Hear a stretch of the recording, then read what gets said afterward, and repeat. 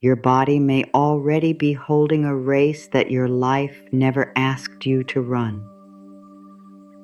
Before you decide whether that sentence belongs to you, see what your shoulders are doing. See whether your jaw has been working harder than it needs to. See whether your breath is reaching all the way down, or whether some part of you has kept it high and guarded, as though there is somewhere you should already have arrived. You may have carried that pressure for so long that it stopped feeling like pressure. It began to feel normal. It began to feel responsible. It began to sound like motivation. Yet beneath all of that effort, there may be one quiet question following you from room to room. Why does everyone else seem to be getting there first? Nothing is required of you while you are here. You do not have to become more positive before the next sentence. You do not have to forgive anyone on command. You do not need to convince yourself that everything is wonderful.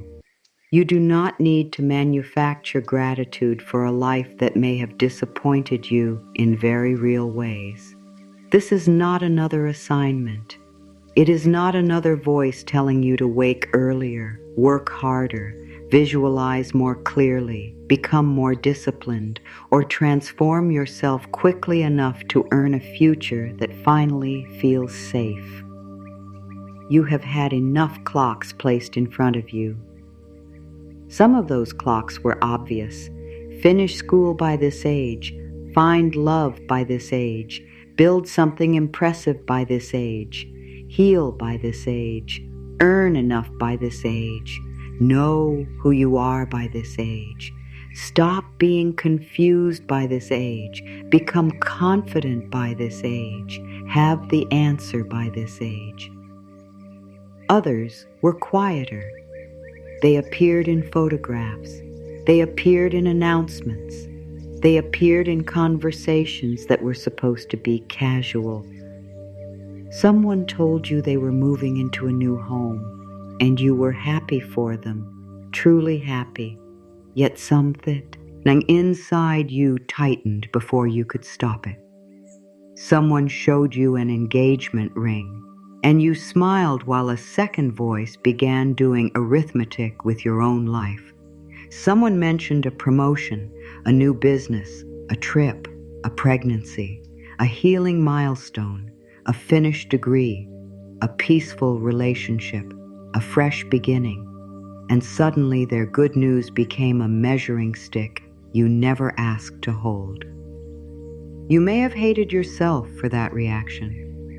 You may have wondered why you could not just celebrate people without making their lives mean something about yours. You may have called yourself jealous when you were actually scared. You may have called yourself ungrateful when you were actually tired. You may have called yourself negative when you were actually grieving the distance between where you thought you would be and where you are. That difference matters.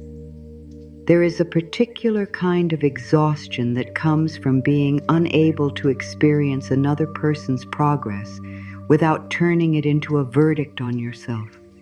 It does not always look dramatic. Sometimes it looks like checking your phone one more time. Sometimes it looks like opening the same social app, even though you already know you will feel worse after 10 minutes there.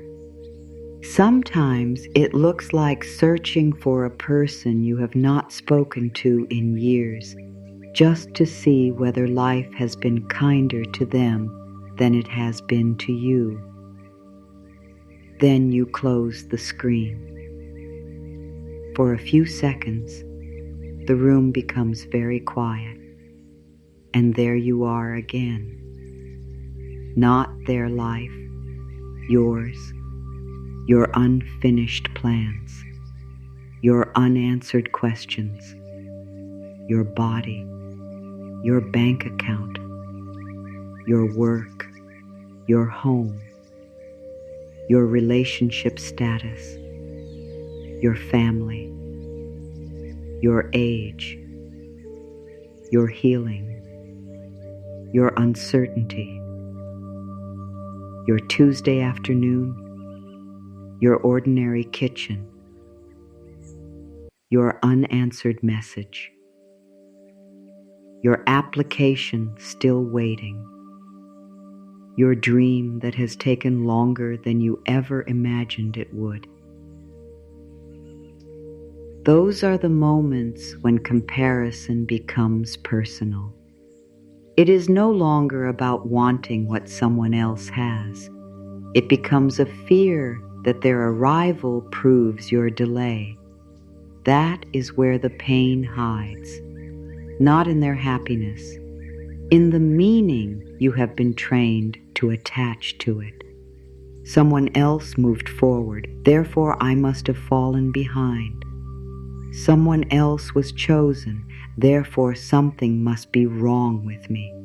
Someone else found clarity, therefore I have wasted too much time. Someone else recovered faster, therefore I am failing at healing. Someone else looks peaceful, therefore I should be ashamed that I still struggle. Someone else found love, therefore my chance must be shrinking. Someone younger accomplished more, therefore I have missed something. Someone older seems more secure, therefore I should have figured this out by now. The mind can turn almost anything into evidence once it becomes afraid. Even joy, even beauty, even another person's blessing. And here is the part that deserves more compassion than criticism. Your mind did not learn to compare because it wanted to hurt you. It learned to compare because comparison once looked useful. Human beings look around when they are uncertain. We study other people for clues.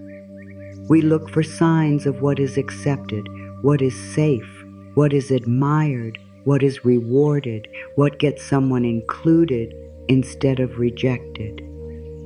A child learns by watching faces. A teenager learns by watching groups.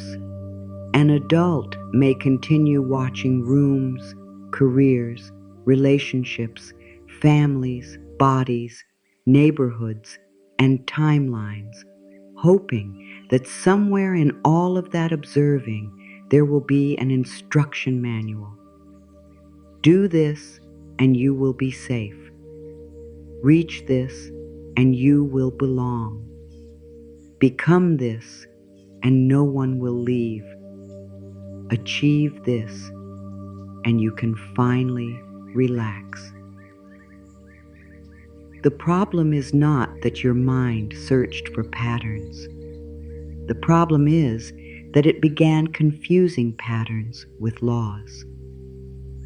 It saw several people marry in their 20s and created a deadline. It saw certain careers reward early success and created a deadline. It saw pictures of smiling families and created a deadline. It heard stories about people who made it young and created a deadline. It watched someone heal in 6 months and created a deadline. It heard someone say, "By now you should know," and created another. Soon you were not living only inside your own life. You were living inside a courtroom full of invisible dates. You became both defendant and judge. The evidence was everywhere. A friend's new car, a cousin's house, a former classmate's job title, someone's wedding photographs, a stranger's perfectly edited morning routine, a person who seemed to reinvent themselves in 3 months, someone speaking confidently about lessons you are still learning. And because the evidence seemed endless, the verdict could feel inevitable. Late, behind, too slow, not enough. This is how a person can have a beautiful day and still feel defeated. Nothing terrible has to happen. The sun can come through the window, coffee can taste good, someone can love you. Your body can carry you through the afternoon. You can complete what needed to be completed. You can laugh at something ridiculous. You can make dinner. You can hear a song you enjoy. Then one photograph appears, one update, one sentence. One person says, "Guess what happened?" And the old measuring system wakes up. Your nervous system does not care that you were peaceful 30 seconds ago. It hears comparison as urgency. Move, fix it, catch up, do something, prove something, become someone. This is why I asked you to pay attention to your shoulders. The race is not only a thought. The body can carry it. The forehead can carry it. The mouth can carry it. The hands can carry it. The stomach can carry it. You may move through an entire day with an almost invisible command running beneath everything you do. Faster. Faster with healing. Faster with earning. Faster with confidence. Faster with forgiveness. Faster with love. Faster with change. Faster with becoming yourself. My dear, even personal growth can become another place where you punish yourself for being human. You can turn healing into competition. You can hear that someone finally let go and wonder why you still remember. You can hear that someone found peace after a difficult relationship and wonder why your chest still tightens when a certain name appears. You can hear someone speak beautifully about forgiveness and assume your anger means you have failed. You can watch a person begin again and think you should already be brave enough to begin too. You can even take affirmations which were meant to create kindness inside you and use them as another examination you believe you must pass. Why do I still have fearful thoughts? Why am I not more confident yet? Why do I still doubt? Why am I still affected by this? Why am I not healed? Why have I not changed faster? Why can't I believe better things? There is so much violence hidden inside the word should. I should be over it. I should have more. I should know. I should be stronger. I should be further. I should have decided. I should have left sooner. I should have started sooner. I should have understood sooner. I should have chosen differently. You may have spoken those sentences so often that you no longer hear how harsh they are.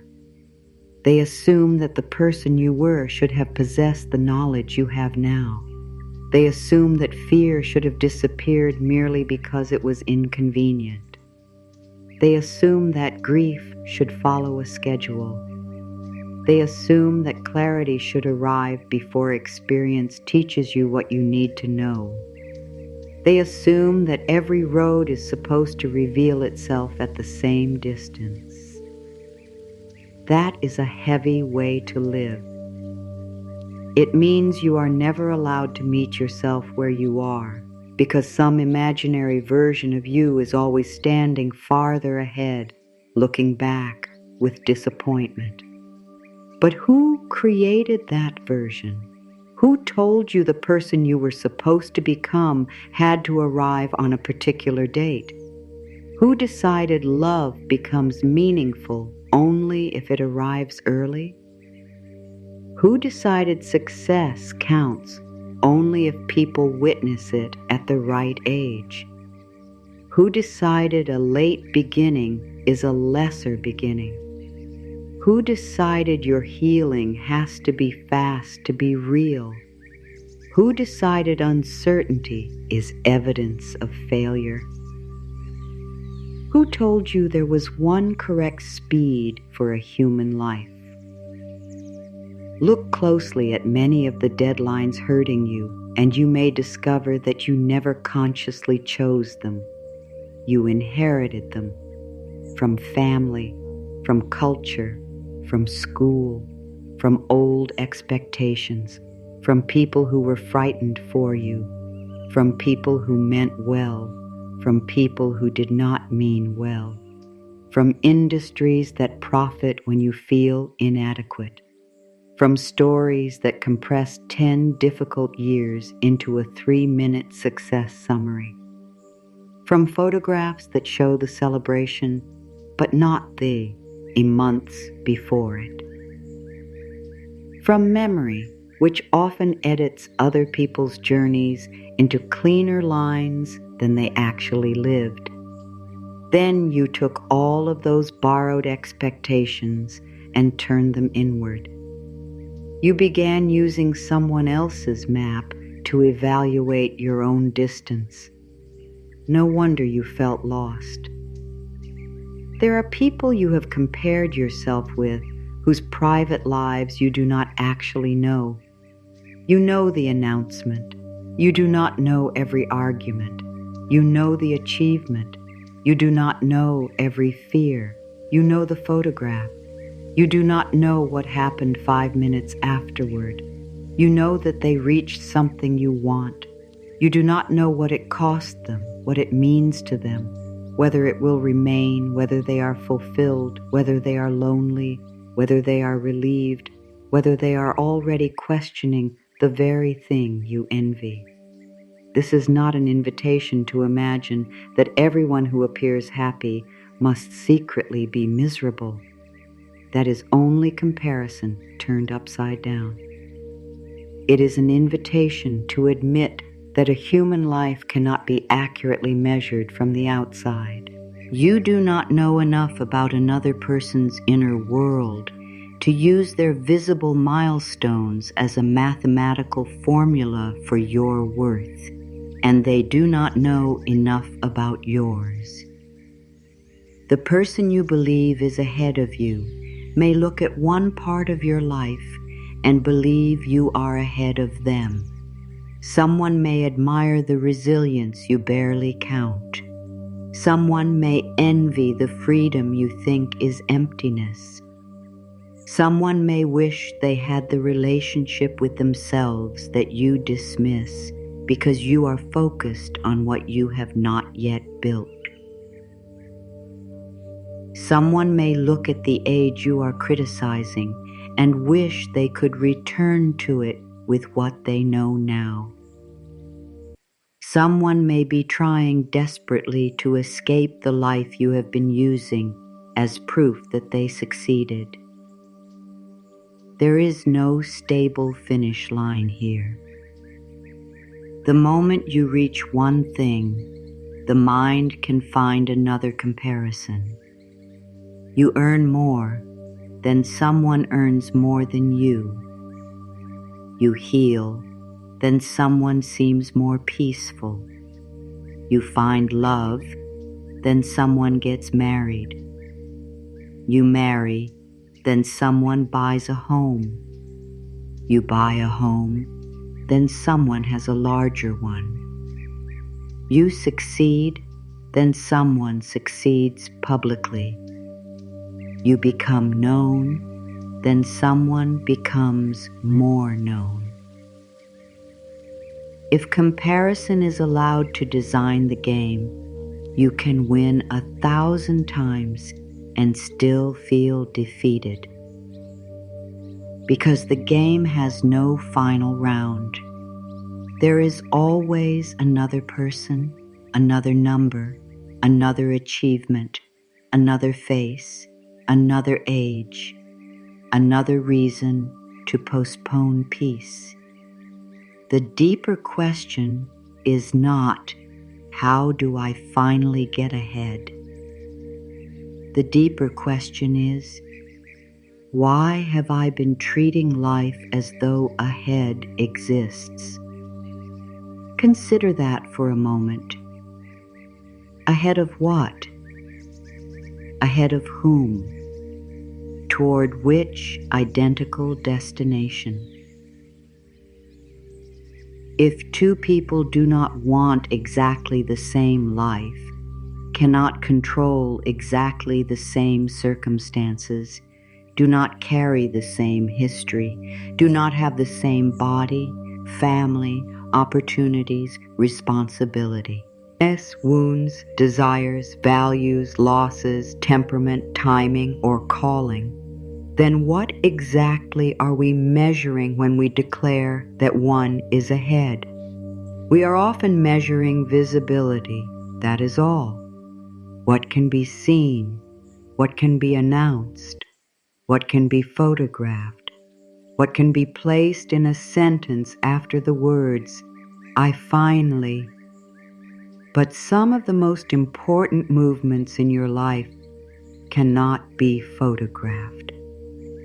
The first time you choose not to send the message that always leaves you feeling smaller, the moment you recognize an old pattern before obeying it, the afternoon you speak to yourself with respect after making a mistake, the boundary you establish without explaining it for 20 minutes, the decision to rest before your body forces you to, the day you stop returning to someone who repeatedly harms you, the hour you ask for help, the morning you admit that the dream you have been chasing no longer belongs to you, the moment you decide to learn again at an age you once thought was too late, the quiet evening when your own company begins to feel less like punishment. There may be no applause for those moments, no announcement, no dramatic music, yet entire futures can turn because of them. Visible milestones are only one category of growth. They are not the whole garden. This is where the pressure may begin to loosen. You do not have to deny that you want things. You are allowed to want partnership. You are allowed to want meaningful work. You are allowed to want financial stability. You are allowed to want a home, friendship, recognition, purpose, health support, creative fulfillment, rest, adventure, or change. Releasing comparison does not require you to become indifferent. It does not require pretending that disappointment does not hurt. It does not require decorating delay with spiritual language until you are no longer permitted to be sad.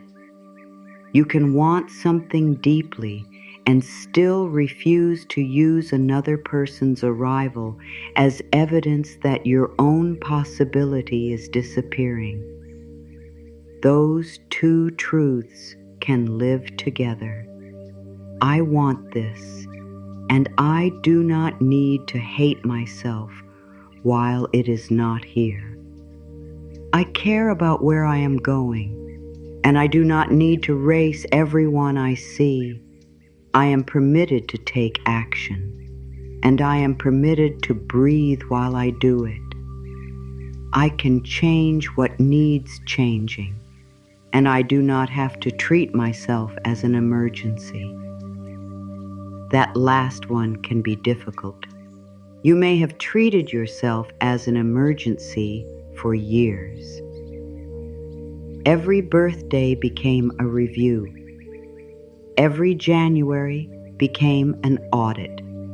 Every reunion became a comparison. Every question from a relative became a small interrogation. So, what are you doing now? Are you seeing anyone?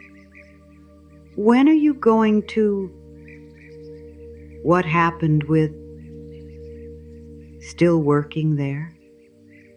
Still trying that? One word can turn your life into a defendant again. Still single, still healing, still searching, still renting, still studying, still unsure, still building, still trying, but still can be cruel when it assumes that anything unfinished is stagnant. A seed is still underground until it is not. A wound is still tender until one day you reach for the memory and discover it does not control your breathing anymore. A person is still learning until the lesson becomes part of how they live. A plan is still forming until enough pieces come together to move it forward. A life can appear unchanged from the outside, while enormous rearrangements are taking place within it. This is the first open door I want you to keep with you, because later we are going to return to one living thing that makes this truth almost impossible to forget. It spends far more time preparing than displaying. Most people would call its visible moment brief. A gardener might call the entire year necessary. That difference is going to matter. Before we reach it, there is something else you need to release. The belief that your past pace proves your future pace. It does not. You may have spent years in survival. You may have spent years taking care of other people. You may have lost time to illness, grief, instability, fear, financial strain, unsafe relationships, family responsibility, confusion, discrimination, displacement, burnout, or circumstances that required more from you than anyone could see. Those years are not empty because they did not produce the milestones you once expected. Survival is expensive. Grief consumes energy. Fear consumes energy. Uncertainty consumes energy. Caring for people consumes energy. Trying to stay emotionally safe consumes energy. Starting over consumes energy. Sometimes the reason you did not achieve more is that enormous amounts of your strength were being used to keep you here. That deserves tenderness, not prosecution. And even when there was no dramatic reason, you are still not guilty of being a human being who learned slowly. You are not required to produce a tragedy before you are allowed to have taken time. Some lessons need repetition. Some identities take years to outgrow. Some desires become clear only after you pursue the wrong ones. Some people discover their strength early. Some discover it after something breaks. Some know their work at 20. Some begin at 50. Some trust quickly. Some need evidence. Some open easily. Some protect themselves for a long time because protection once kept them alive emotionally. None of those differences can be reduced to a scoreboard. You are allowed to stop turning your history into evidence for the prosecution. The years behind you are not standing in a courtroom demanding justification. They are lived years, real years, messy years, human years, years in which you knew what you knew, years in which you survived with the tools available to you, years in which you made choices from the consciousness, fear, hope, information, and support you had at the time. You can learn from those choices without humiliating the person who made them. That is growth too. In fact, that may be one of the most important forms of growth. Becoming wise without becoming cruel toward who you used to be. You do not heal the past by standing over your former self saying, "You should have known." You heal something when you can say, "Now I understand what you could not yet see." There is dignity in that sentence. There is room inside it, and room is what comparison takes away. Comparison crowds the inner world. It fills every space with another person's timeline, another person's beauty, another person's courage, another person's money, another person's relationship, another person's talent, another person's opportunity, another person's healing. Soon there is barely enough room left to hear your own preferences. Have you ever wanted something mainly because it seemed to prove adulthood, success, desirability, intelligence, or worth? Have you ever chased a milestone and then quietly admitted you were not sure you even wanted the life attached to it? Have you ever felt ashamed for wanting something different from the people around you? Have you ever confused being left out with being on the wrong path? These questions are not accusations. They are invitations back to yourself. Because once the race quiets, another possibility appears. You may not be behind. You may be becoming more specific. There are dreams you were once certain about that no longer fit. That is not wasted time. There are people you once wanted approval from whose approval would now cost too much. That is not failure. There are environments you once begged to enter that you now recognize would have required you to shrink. That is not rejection. There are versions of success you once admired that now look exhausting. That is not confusion. Your definition of a good life is allowed to mature, and when it matures, the route changes. This can make your path look slower from the outside because you are no longer running toward everything that shines. You are learning discernment. You are learning that a door opening is not automatically your door. You are learning that being wanted somewhere is not the same as belonging there. You are learning that chemistry is not the same as safety. You are learning that money without peace has a cost. You are learning that recognition without integrity can become another prison. You are learning that urgency can disguise itself as destiny.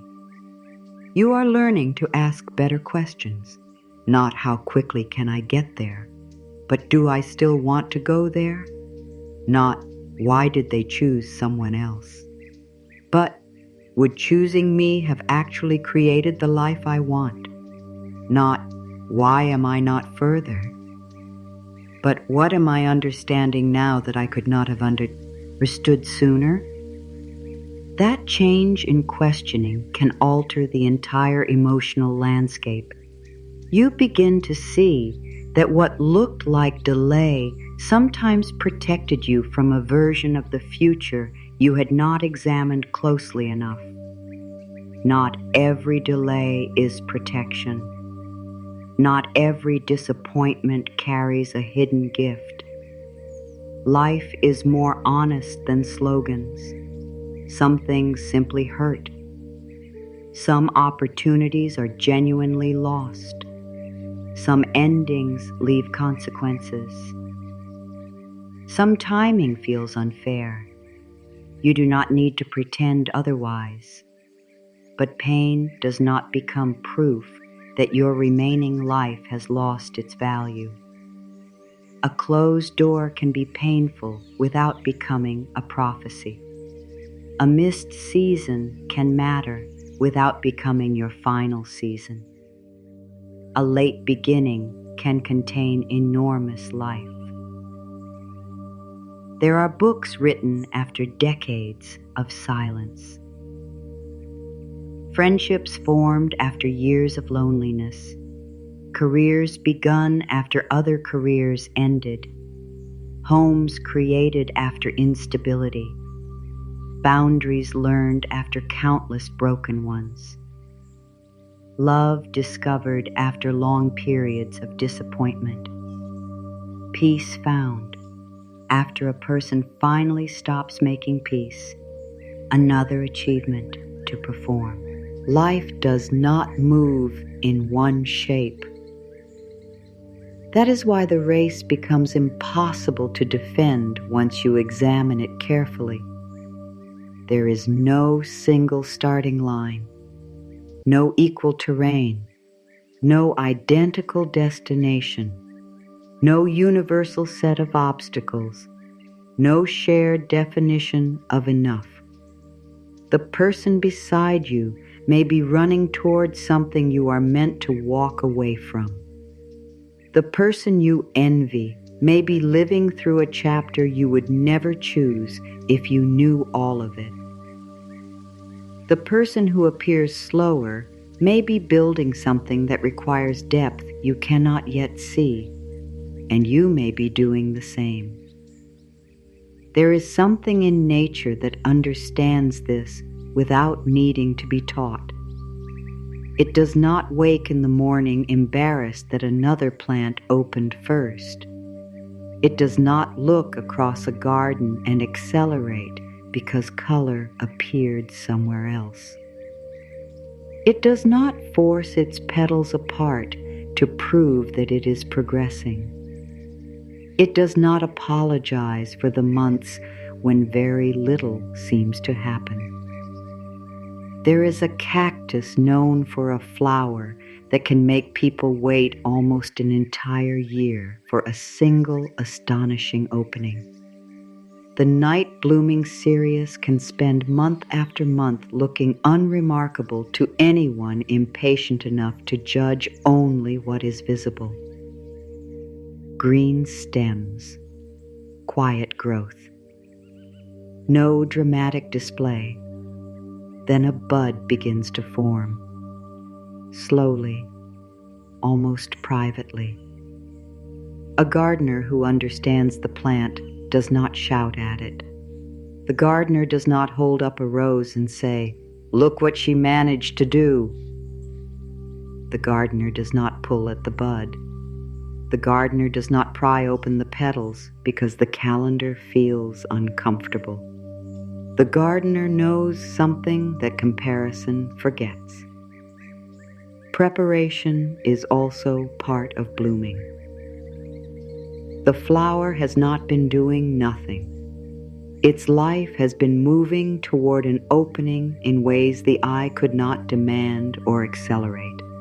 And when that opening finally comes, it does not ask whether another flower opened yesterday. It does not ask whether it should have happened 6 months earlier. It does not apologize for the waiting. It opens according to the life moving through it. For now, keep only that image. A flower preparing where no applause can reach it. A bud that does not confuse hidden movement with failure. a gardener wise enough not to force the petals. We will come closer to it soon, because the part of your life you have been calling late may contain more preparation than you know. And hidden preparation is difficult to trust because the world usually rewards what can be displayed. Visible progress gets celebrated. Visible progress gets photographed. Visible progress can be counted, announced, compared, and praised. Invisible progress asks something different from you. It asks whether you can respect what is changing before you have evidence that anyone else would recognize. That is harder. A night-blooming cereus does not spend most of its life looking impressive. For long stretches, it can appear almost stubbornly ordinary. The stems extend, the plant stores energy. Its tissues respond to light, temperature, water, age, and conditions that would mean almost nothing to someone passing by for 30 seconds. No audience gathers for that part. No one applauds the slow strengthening. No one posts photographs of the weeks when the bud has not yet appeared. The preparation is quiet enough to be mistaken for absence. You may know this feeling. You have been doing things that do not yet look like results. You have been learning how to say no before resentment arrives. You have been recognizing your patterns a little earlier than you used to. You have been catching yourself before answering from panic. You have been making different financial choices, even though the numbers have not transformed yet. You have been applying for things, studying, recovering, practicing, saving, leaving certain conversations sooner, returning to yourself faster after disappointment, asking more honest questions, learning how your body responds when something is wrong for you, rebuilding trust after years of ignoring your own signals. None of that may look like the life you want. It may look like preparation for the life you want. Those are not the same thing. And when you confuse them, you become vulnerable to despair. You look around and say, nothing is happening. But nothing visible is not the same as nothing happening. That distinction can change how you speak to yourself. Imagine standing beside the cereus months before its bloom. You see green. You see structure. You see no flower. If you knew nothing about the plant, you might assume the flower was never coming. If you understood its nature, you would look at the same scene differently. The plant has not failed. The plant is living. That is all. Living does not always look dramatic. Sometimes life is gathering. Sometimes life is strengthening what will later need to hold more. Sometimes life is reducing. Sometimes life is pruning what you were certain you needed. Sometimes life is teaching endurance. Sometimes life is revealing your limits. Sometimes life is forcing you to become honest about a direction that no longer fits. Sometimes the most important movement is not towards something. It is away from what keeps injuring you. That kind of movement rarely satisfies comparison because comparison likes trophies. It wants proof. It wants the photograph. It wants the sentence you can tell someone at dinner. It wants measurable evidence that you are advancing. Yet there are periods when progress sounds like this. I did not call them. I rested before I broke down. I asked for help. I admitted I was afraid. I told the truth. I did not accept what I used to accept. I stopped explaining. I did not spend money to numb what I felt. I went to the appointment. I walked away. I began again. I apologized. I did not apologize for something that was not mine. I let myself be disappointed without deciding my life was over. These moments rarely arrive with flowers, but they may be the roots from which flowers eventually come. There is a reason the gardener does not force the cereus open. A flower opened by force is not a flower in bloom. It is a flower damaged. This matters because so much of what you have called ambition may have contained an element of force. You can force yourself into relationships because the calendar frightens you. You can force yourself to stay in a career because changing direction looks embarrassing. You can force a business before you understand what you are building. You can force forgiveness before anger has shown you which boundary was crossed. You can force optimism before grief has been witnessed. You can force confidence by pretending not to care. You can force productivity out of a tired body until exhaustion begins speaking louder than your plans. You can force belonging by becoming agreeable. You can force closeness by revealing more than you are ready to reveal. You can force decisions because uncertainty makes you feel behind, and forcing can produce movement. That is why it is so seductive.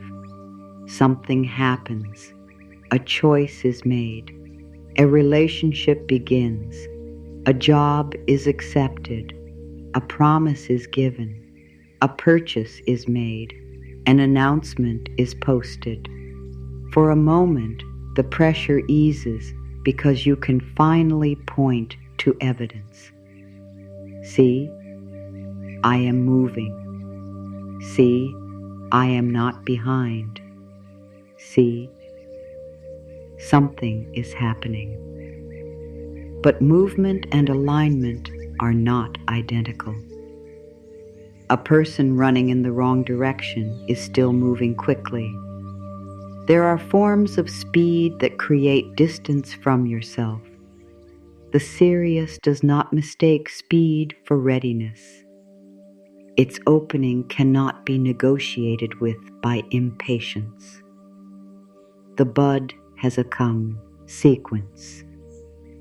Petal after petal develops while still folded inward. What looks closed is not empty. What looks delayed may be structured. What looks like waiting may contain exquisite work. There is a teaching in that for the part of you that believes everything meaningful should be visible immediately. Some things become strong in private. Some identities need to form away from applause. Some decisions need silence before they need explanation. Some dreams need protection while they are still tender. Some beginnings are weakened when you expose them too early to everyone else's opinions.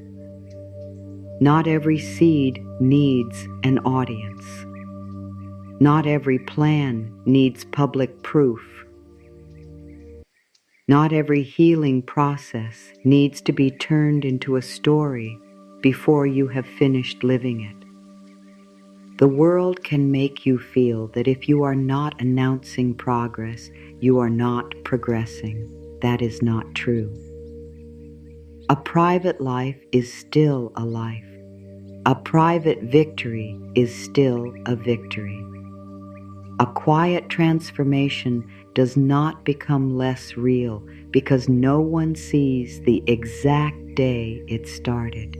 Think of how many things changed inside you before you had words for them. There may have been a relationship you left emotionally months before you physically left. A job you outgrew long before you admitted you were unhappy. An identity that began loosening years before you stopped using its name. A belief that weakened gradually until one day you heard yourself say something new.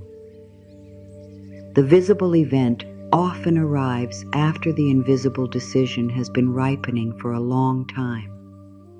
This is why other people's lives can deceive you. You see their opening. You do not see the preparation. You see the moment they moved. You do not see the years they question. You see the confidence. You do not see the repetitions. You see the result. You do not see the private rearrangements that made the result possible. Then you compare your preparation with their opening and call yourself late. That comparison was never fair. You were measuring different stages. A bud is not a failed flower. A root is not a late branch. A quiet season is not automatically an empty one, and your current stage does not need to resemble someone else's visible stage to have value. This can be especially difficult when the thing you want feels time-sensitive. There are desires connected to age. There are decisions with real deadlines. There are biological realities. There are financial pressures. There are opportunities that do not remain forever. Trusting your own timing does not mean pretending time does not exist. It does not mean ignoring practical facts. It means refusing to turn those facts into a reason to terrorize yourself. You can make informed decisions without calling yourself a failure. You can seek medical guidance without shaming your body. You can make financial plans without deciding that your current circumstances define your woo. You can change direction because a window matters without turning urgency into self-hatred. Wisdom can act quickly. Fear can also act quickly. The difference is often in the quality of the movement.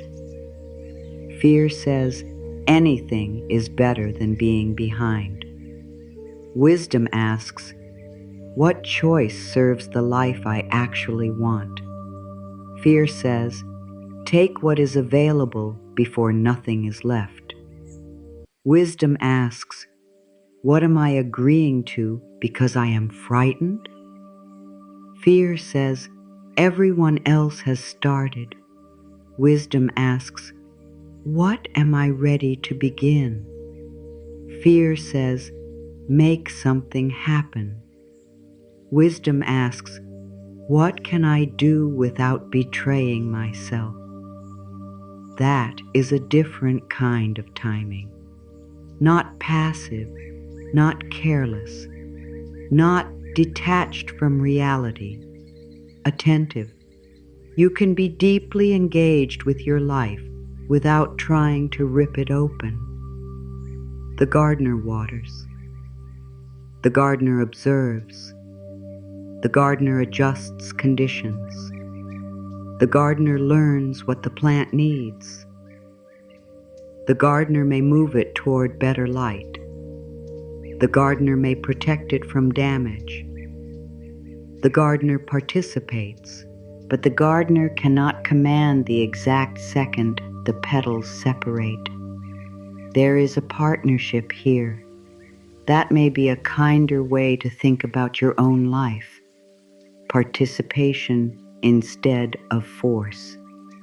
You participate by making the call, sending the application, learning the skill, changing the habit, speaking honestly, going to therapy when that support is right for you, seeking qualified advice when you need it, leaving what is harmful, asking the question, trying again, resting when exhaustion has made every answer sound desperate. You participate.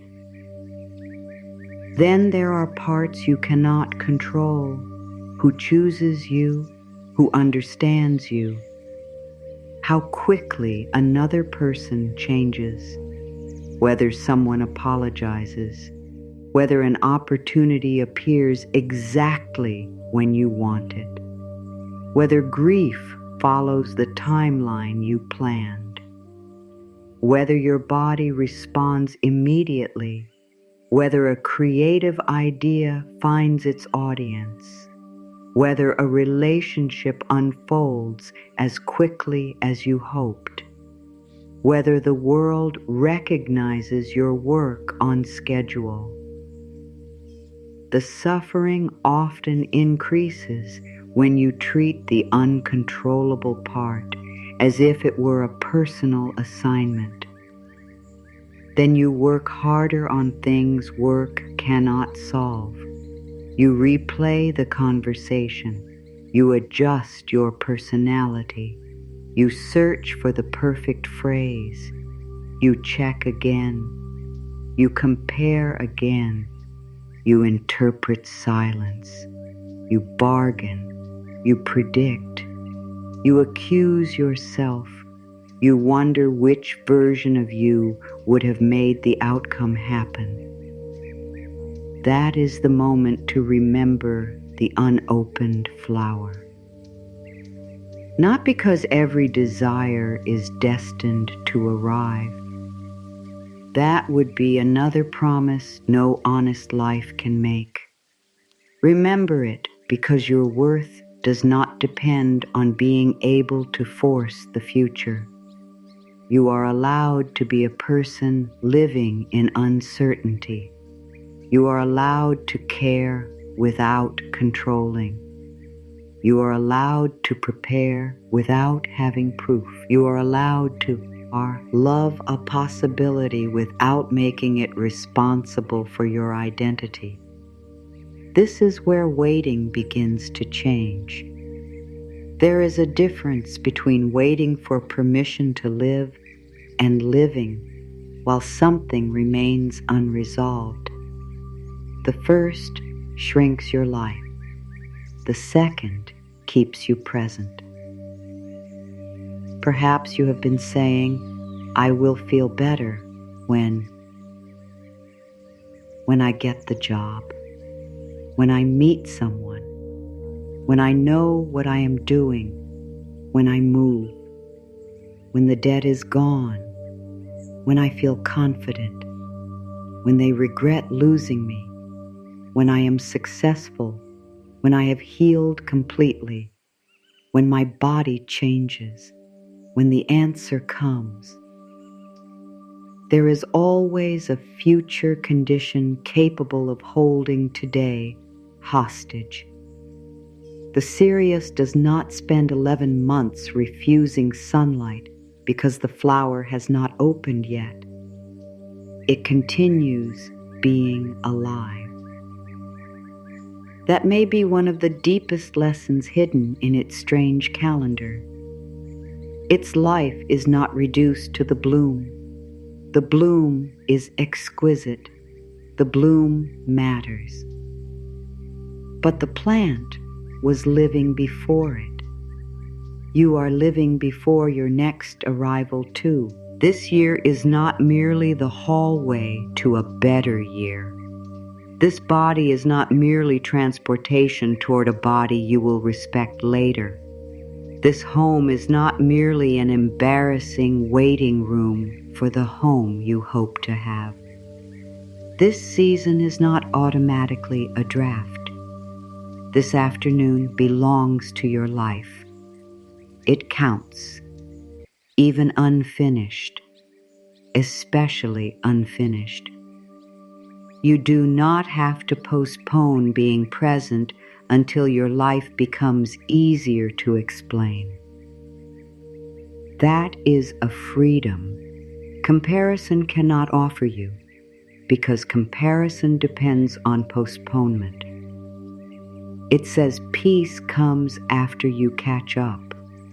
Self-respect comes after you improve. Rest comes after you prove.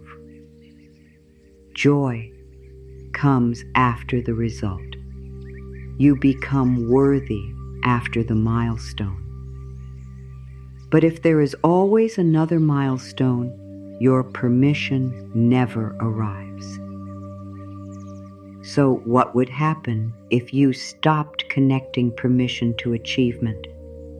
Not ambition, permission. Permission to enjoy your own morning. Permission to wear the clothes you like now. Permission to take photographs now. Permission to go somewhere alone now. Permission to celebrate progress before completion. Permission to speak proudly about what you are learning. Permission to rest without earning exhaustion first. Permission to love yourself while some goals remain unresolved. This does not reduce your hunger for growth. It may purify it. You begin wanting things because they fit you, not because they rescue you from shame. You pursue work because it matters, not because a title will finally prove that you deserve respect. You pursue love because you want partnership, not because relationship status will prove that you are lovable. You care for your body because it is your living home, not because you are trying to win a comparison. You create because something in you wants expression, not because applause must certify that the expression was worthwhile. Lee. There is more freedom in desire when desire is no longer responsible for saving your identity. You can want without collapsing. You can hope without bargaining away the present. You can work without making every setback a moral failure. You can pause without assuming someone else has passed you. That word again, past. It belongs to roads. It belongs to races. It belongs to systems in which everyone is traveling toward the same finish.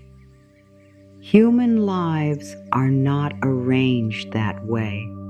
You may share a road with someone for a while and then diverge completely. You may admire where they are going and still not want the cost of their route. You may arrive at the same kind of destination through entirely different experiences. You may discover halfway there that your destination has changed. This is why the idea of one lane with your name can become so liberating when you understand what it does and does not mean. It does not mean you are isolated. It does not mean other people cannot help you. It does not mean every event is predetermined. It does not mean you never learn from others. It means no one can live the interior sequence of your life for you. No one else can combine your history, choices, body, values, losses, temperament, responsibilities, opportunities, wounds, relationships, and desires into exactly the same life. No one can be ahead inside a route that only you are actually living. There may be people with more money, more experience, more public success, more security, more years of practice, more support, more recognition. There may be people who have something you still want. You do not need to deny those differences. But a difference in circumstance is not the same thing as a verdict on personal timing. Someone can be more experienced without being more worthy. Someone can have more resources without having more right to exist. Someone can arrive at a milestone before you without stealing your possibility. Their timing is information about their life. It is not a sentence about yours. This is where the flower becomes more than a pretty image. Imagine the Sirius in a garden filled with flowers that open repeatedly. Day after day, color appears around it. If the plant possessed a human mind trained by comparison, what stories might it tell? Look at them. They are already blooming. They are seen. They are admired. Maybe I am defective. Maybe I missed my chance. Maybe I need to hurry. Maybe I should become more like them. Maybe I should force something. Maybe I do not belong in this garden. But none of those stories would describe the plant accurately. They would describe anxiety. The Sirius does not need to become a rose to justify its place. That sentence may belong somewhere deep in you. You do not need to become the person you envy in order to justify your own life. You can admire them, learn from them, celebrate them, be inspired by what they built. You can even decide that something they have reveals a desire you had been afraid to admit. But inspiration turns painful when admiration becomes self-erasure. The moment their life becomes proof that yours should look different, you have left your own garden. Come back. Come back to what actually matters to you, not what photographs well, not what makes relatives relax, not what makes strangers impressed, not what silences every person who doubted you. What matters to you? That question can be surprisingly difficult after years of comparison.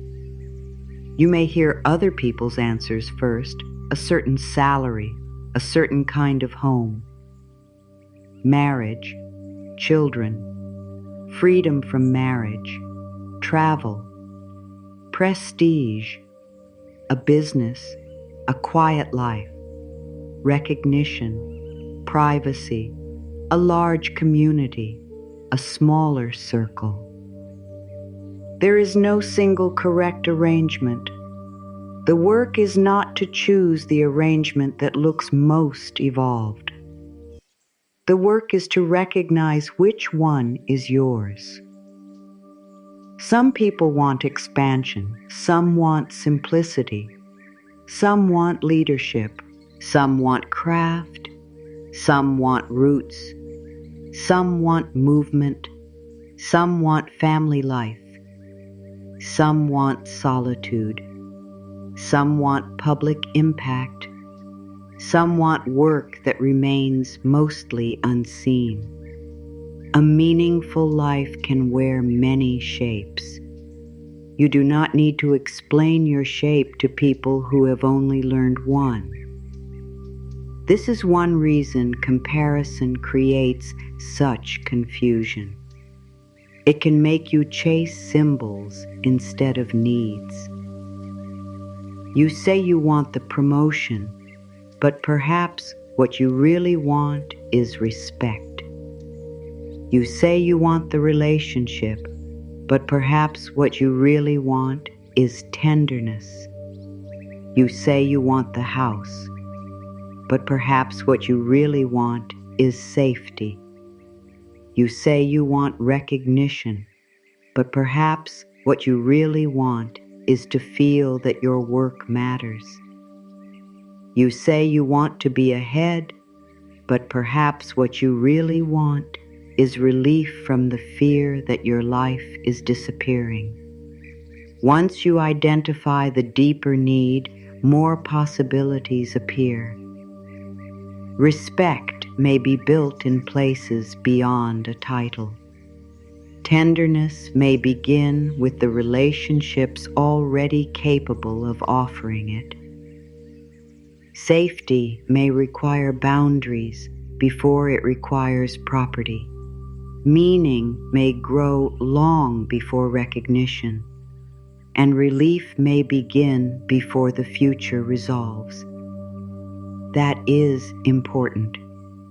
Your nervous system does not have to wait for every external answer before receiving moments of peace.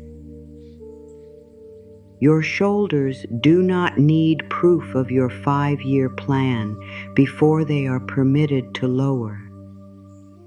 Your jaw does not need a successful outcome before it can unclench.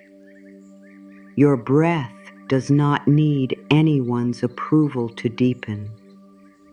You can give your body evidence now that it is not being chased by an invisible crowd. See what happens when you think these words without trying to turn them into an affirmation yet. No one is passing me. Just consider them. Do not force yourself to believe them. See what your mind argues. Of course people are passing me. Look at what they have. Look at where I am. Look at the time. Look at my age. Look at everything I have not done. Let the mind speak. Resistance is information. It shows you where the old measuring system lives. You do not have to fight it. You are beginning to understand it. The mind thinks past means safe before me. It thinks another person's achievement gives them protection that you lack. Sometimes there is truth mixed into that. Money can provide options. A stable home can provide security. A healthy support network matters. Access matters. Opportunity matters. This is not about pretending every life has equal conditions.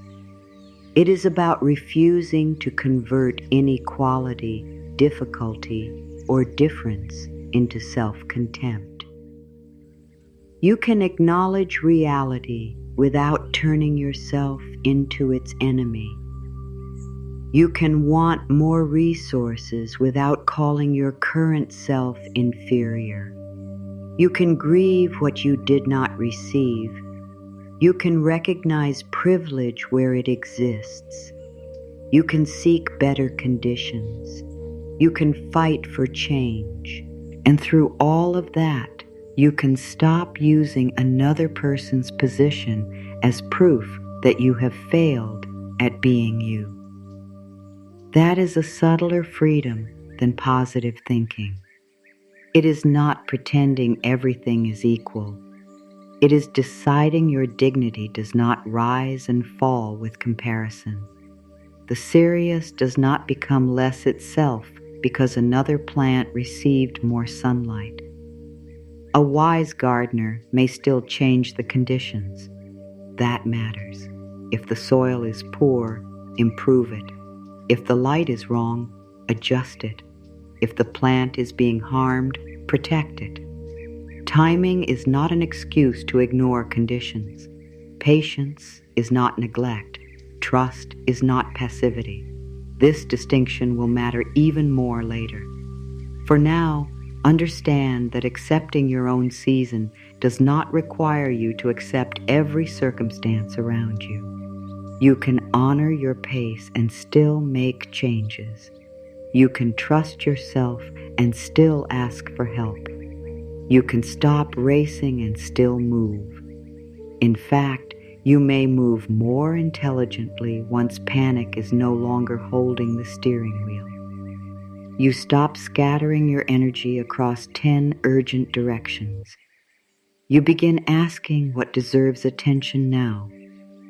One call, one boundary, one page, one appointment, one honest conversation, 1 hour of practice, one application, one saved amount, one meal, one night of rest. One decision not to return to what repeatedly hurts you. This is how a life changes without drama.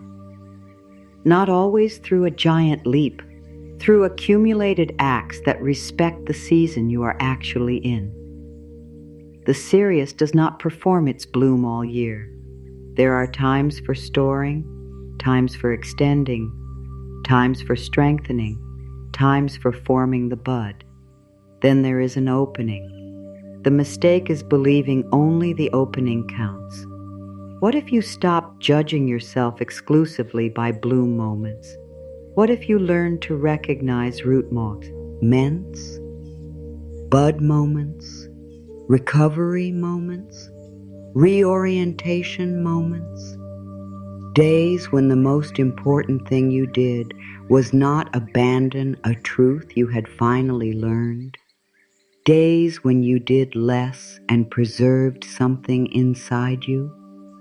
Days when you admitted you needed a different path. Days when nothing looked impressive, but your choices became more honest. Those are not blank pages. They are the pages on which the next chapter learns how to exist.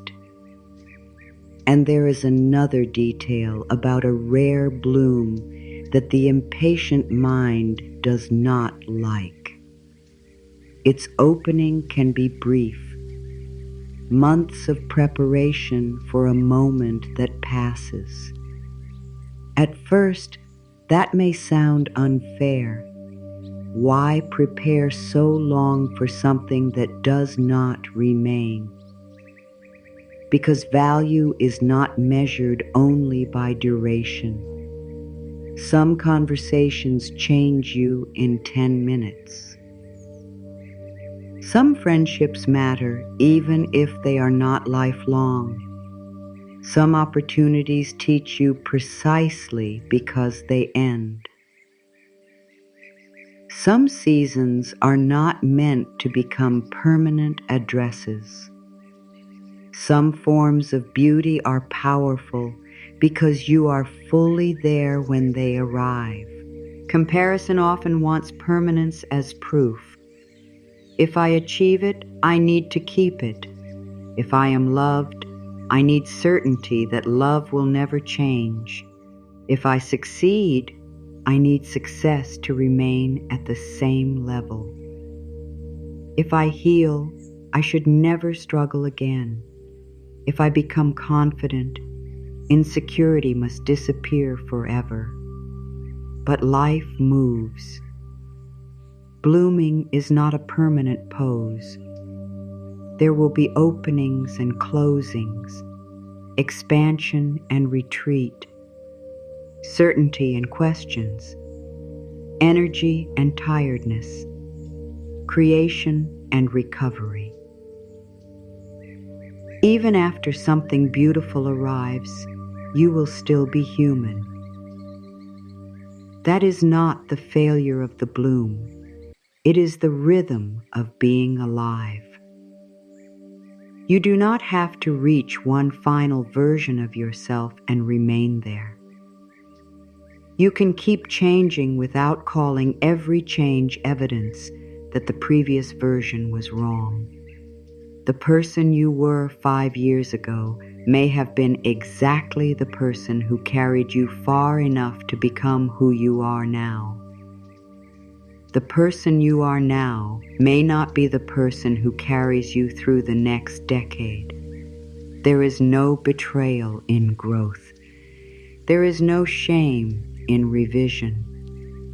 A life can bloom more than once in different forms, and some blooms will only be understood later. You may look back and realize that the season you called nothing was the season you learned what you would never again agree to. You may discover that the relationship that did not work taught you to recognize peace when it finally appeared. You may realize that the career detour gave you skills you later needed somewhere entirely different. You may understand that a long period of uncertainty broke your dependence on everyone else's approval. You may see that the years you resented gave you language for another person's pain. This does not mean every hardship was necessary. You do not have to romanticize suffering. It means a difficult chapter can contain usable wisdom even when you would never have chosen the chapter itself. You are permitted to take what is useful without calling the pain a gift. That is mature hope. It does not rewrite reality. It asks what can still grow here. The gardener cannot change the months already past. The gardener can care for what is alive now. So can you, whatever age you are, whatever has happened, whatever did not happen, whatever was delayed, whatever ended, whatever you regret. Your power exists in relationship with what is here now, not with the imaginary version of the past in which you always made perfect choices, not with another person's timeline. Here, this day, this body, this set of choices, this truth, this next act. You do not need access to the entire future to make one honest move. And you do not need one honest move to look impressive. The serious does not grow for applause. Its timing is intimate. That word belongs here. Intimate. There are parts of your life that may need to become intimate again. Too much comparison has made them public inside your own head. You think about your relationship through what others would think, your work through what others would think, your appearance through what others would think, your home through what others would think, your pace through what others would think. Even your healing becomes a performance for an imaginary audience. What if some of these choices came back indoors? What if they became conversations between you and your own deepest values? Do I respect this life? Do I feel safe here? Am I becoming more honest? Does this relationship make room for truth? Does this work cost more of me than I want to give? Am I choosing from fear of being left behind? Would I still want this if no one could see it? That question can expose entire false races. Would I still want this if no one could see it? Would I still want the title, the purchase, the body, the relationship, the invitation, the status, the victory? Some answers will remain yes. Good. Then the desire may truly belong to you. Some answers will become quieter. Good. You are hearing yourself again. You do not need to judge the answer. You are learning which flowers are actually yours. There is no dignity in spending your whole life trying to produce someone else's bloom. The night blooming Sirius would become absurd if it devoted itself to opening at noon, because noon is when the garden receives the most visitors. Its beauty is connected to its nature. Your peace may be connected to the same kind of honesty. Not performing your life at the hour everyone else approves. Not opening because someone else is watching. Not choosing because the calendar insulted you. Not calling panic intuition. Not calling pressure purpose. Not calling comparison ambition. You can still grow, but growth begins to feel different when you are no longer trying to escape yourself. The energy becomes steadier, less frantic, more precise. You stop asking, "How can I become enough?" You begin asking, "What wants my care?" That is where we are going next. Because the deepest shift is not merely learning that your timing can differ from someone else's. It is learning what to say to yourself when part of you still cannot believe that difference is safe. Because understanding an idea is one thing, living beside it is another. You can understand that comparison is unfair and still feel the old rush when someone else announces good news. You can understand that every life unfolds differently and still hear a clock begin ticking inside you on your birthday. You can understand that another person's success does not reduce your worth and still feel your stomach drop when you see evidence that they reach something you have wanted for years. The mind can agree while the body remains unconvinced. That is not hypocrisy. It is repetition. A nervous system learns through experience, not through one beautiful sentence. If you have spent years interpreting delay as danger, you may need more than one afternoon to experience delay differently. If you have spent years believing that being chosen quickly proves your value, the absence of quick choosing may still feel like rejection. If you have spent years measuring yourself by visible milestones, the first season without measurement may feel strangely empty. You may even miss the pressure. Pressure can become familiar enough to feel like direction. Without it, you may wonder whether you are becoming lazy. Without the race, you may wonder whether you are losing ambition. Without comparison, you may wonder how you will know whether you are doing well. That uncertainty is important. You are not merely removing an old habit. You are learning a different way to orient yourself. The old system was simple. Look outward. find someone, measure, judge, accelerate. The new system requires more honesty. What matters to me? What does my actual life need? What season am I in? What can I influence? What is outside my control? What am I choosing because it is right for me? And what am I choosing because I am frightened of appearing behind? These questions are quieter than comparison. They do not shout. They do not give instant answers. They ask you to know yourself.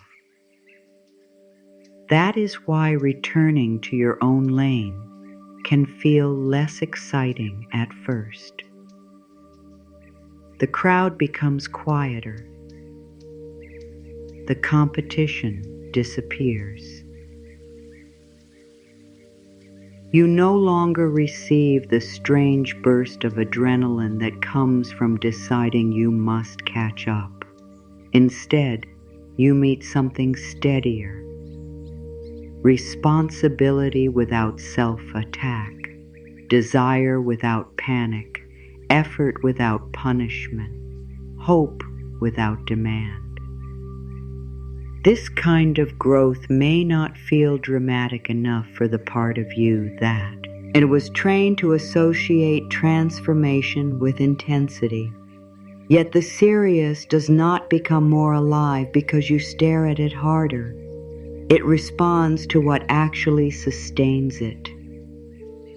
Water, conditions, time, light, rest, the right environment. Not accusation, not comparison, not humiliation. You are also affected by conditions. This is worth remembering whenever you are tempted to turn every difficulty into a personality flaw. A plant placed in poor conditions may struggle. That struggle does not prove a moral defect in the plant. Human lives are more complex, but the principle still offers useful compassion. There are circumstances that support you and circumstances that drain you. There are relationships in which you can think clearly and relationships in which you spend most of your energy recovering. There are workplaces that develop your abilities and workplaces that leave you doubting every ability you have. There are homes where your body settles and homes where your body remains watchful. There are communities that make room for your humanity and communities that teach you to perform belonging. This does not mean you can always change conditions immediately. It means conditions matter. You do not have to take full personal blame for every place where you struggled to bloom. Sometimes the question is not, what is wrong with me? Sometimes the question is, what has this environment been asking my body to survive? Sometimes the answer leads to a boundary. Sometimes it leads to rest. Sometimes it leads to a conversation. Sometimes it leads to professional support. Sometimes it leads to a plan for leaving. Sometimes it leads to accepting that a place which once fit you no longer does. There is wisdom in adjusting conditions. The gardener does not shame the plant for needing different care. You can learn to offer yourself that same intelligence, not indulgence, intelligence. You can ask what helps you become more honest, more stable, more capable of making choices from clarity rather than fear. This matters because there is a form of comparison that disguises itself as self-improvement. You see someone disciplined and decide your exhaustion is laziness. You see someone socially confident and decide your caution is weakness.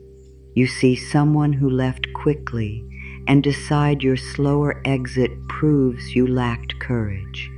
You see someone who rebuilt financially and decide your progress is inadequate.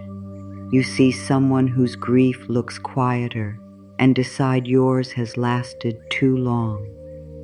But you are comparing outcomes without conditions again. You do not know what support they had. You do not know what responsibilities they carried. You do not know what resources were available. You do not know what private costs existed. You do not know what their body was asked to endure. This is not about making excuses for your seed, and it is about making accurate assessments. Accuracy is kinder than shame because shame distorts. Shame says, you are the problem. Accuracy asks, what happened here? Shame says, you should have done better. Accuracy asks, what did you know then? Shame says, everyone else can handle this. Accuracy asks, what conditions are actually present? Shame says, you are too late. Accuracy asks, late according to what? You may begin to hear how often the old language collapses when questioned. Late according to whom? Slow compared with which life? Behind on whose map? Failure by whose definition? The mind may have inherited these judgments, but you are allowed to examine them before continuing to obey them. This is the moment to return to that image I asked you to keep. The flower preparing where no applause can reach it, the unopened bud, the gardener who waits without pulling at the petals. Earlier I said that most people would call the visible moment brief, while a gardener might call the entire year necessary. Now the reason becomes clearer. The gardener understands that the bloom is not separate from the months before it. The bloom is made of them. Every quiet stage belongs to the opening. The long period in which nothing spectacular appears is not a mistake sitting outside the story. It is part of the story. Your life may contain seasons like that. There are years you will understand only later. There are choices whose value is not visible on the day you make them. There are boundaries that seem lonely before they become freeing. There are endings that feel like emptiness before they make room for a more truthful life. There are beginnings that appear unimpressive because they are small enough to be sustainable. There are days when growth means choosing differently once, then again, until one day the choice that once required all your strength begins to feel natural. That is a bloom too, not the kind strangers can always see, the kind you can feel from inside. You may suddenly realize that something which used to control you no longer does. A message arrives and you do not collapse. A memory appears and it does not take the entire day. Someone misunderstands you and you do not immediately abandon your truth to correct their opinion. An old invitation returns and you recognize it as old rather than magical. A person who once had enormous power over your mood becomes one person among many. You make a mistake and recover without building an identity around it. You rest and do not spend the entire rest period apologizing to yourself. Those are openings. They may not be the opening you originally imagined. They still matter. You may have been waiting for life to give you one large event that proves everything has changed. Sometimes change is quieter.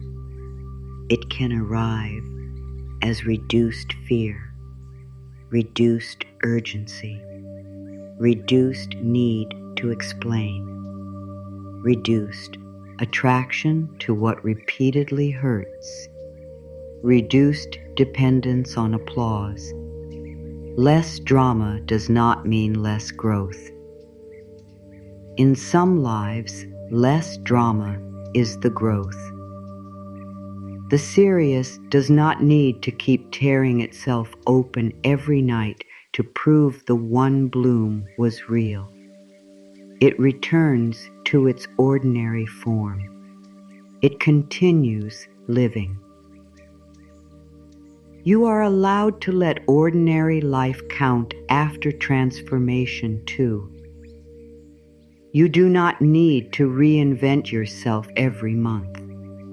You do not need a constant breakthrough. You do not need to turn every week into evidence that you are becoming extraordinary. There is dignity in stability. There is dignity in maintenance.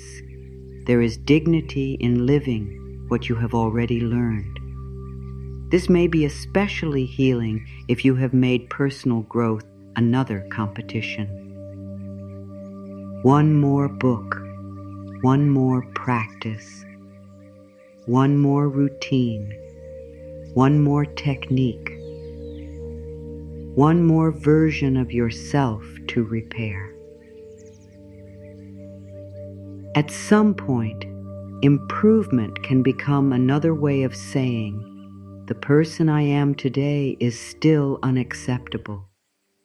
That is not the only reason to grow. You can grow from respect. You can change because you care about the life you are living. You can learn because curiosity is alive. You can heal because pain deserves support. You can improve a skill because using it matters to you. You can become stronger without hating the version of you that first needed strength. This is where an affirmation can become useful. Not as a command, not as a magical sentence that must erase doubt, not as evidence that you have mastered the lesson, as a new direction for the inner conversation. Try these words without forcing belief. My life is not late. I bloom in my own true season. Let the sentence land wherever it lands. Your mind may accept the first half and resist the second. It may reject all of it. It may say, "You do not know that." It may list every reason you are late. That response does not ruin the affirmation. It reveals the place that needs compassion. My life is not late. I bloom in my own true season.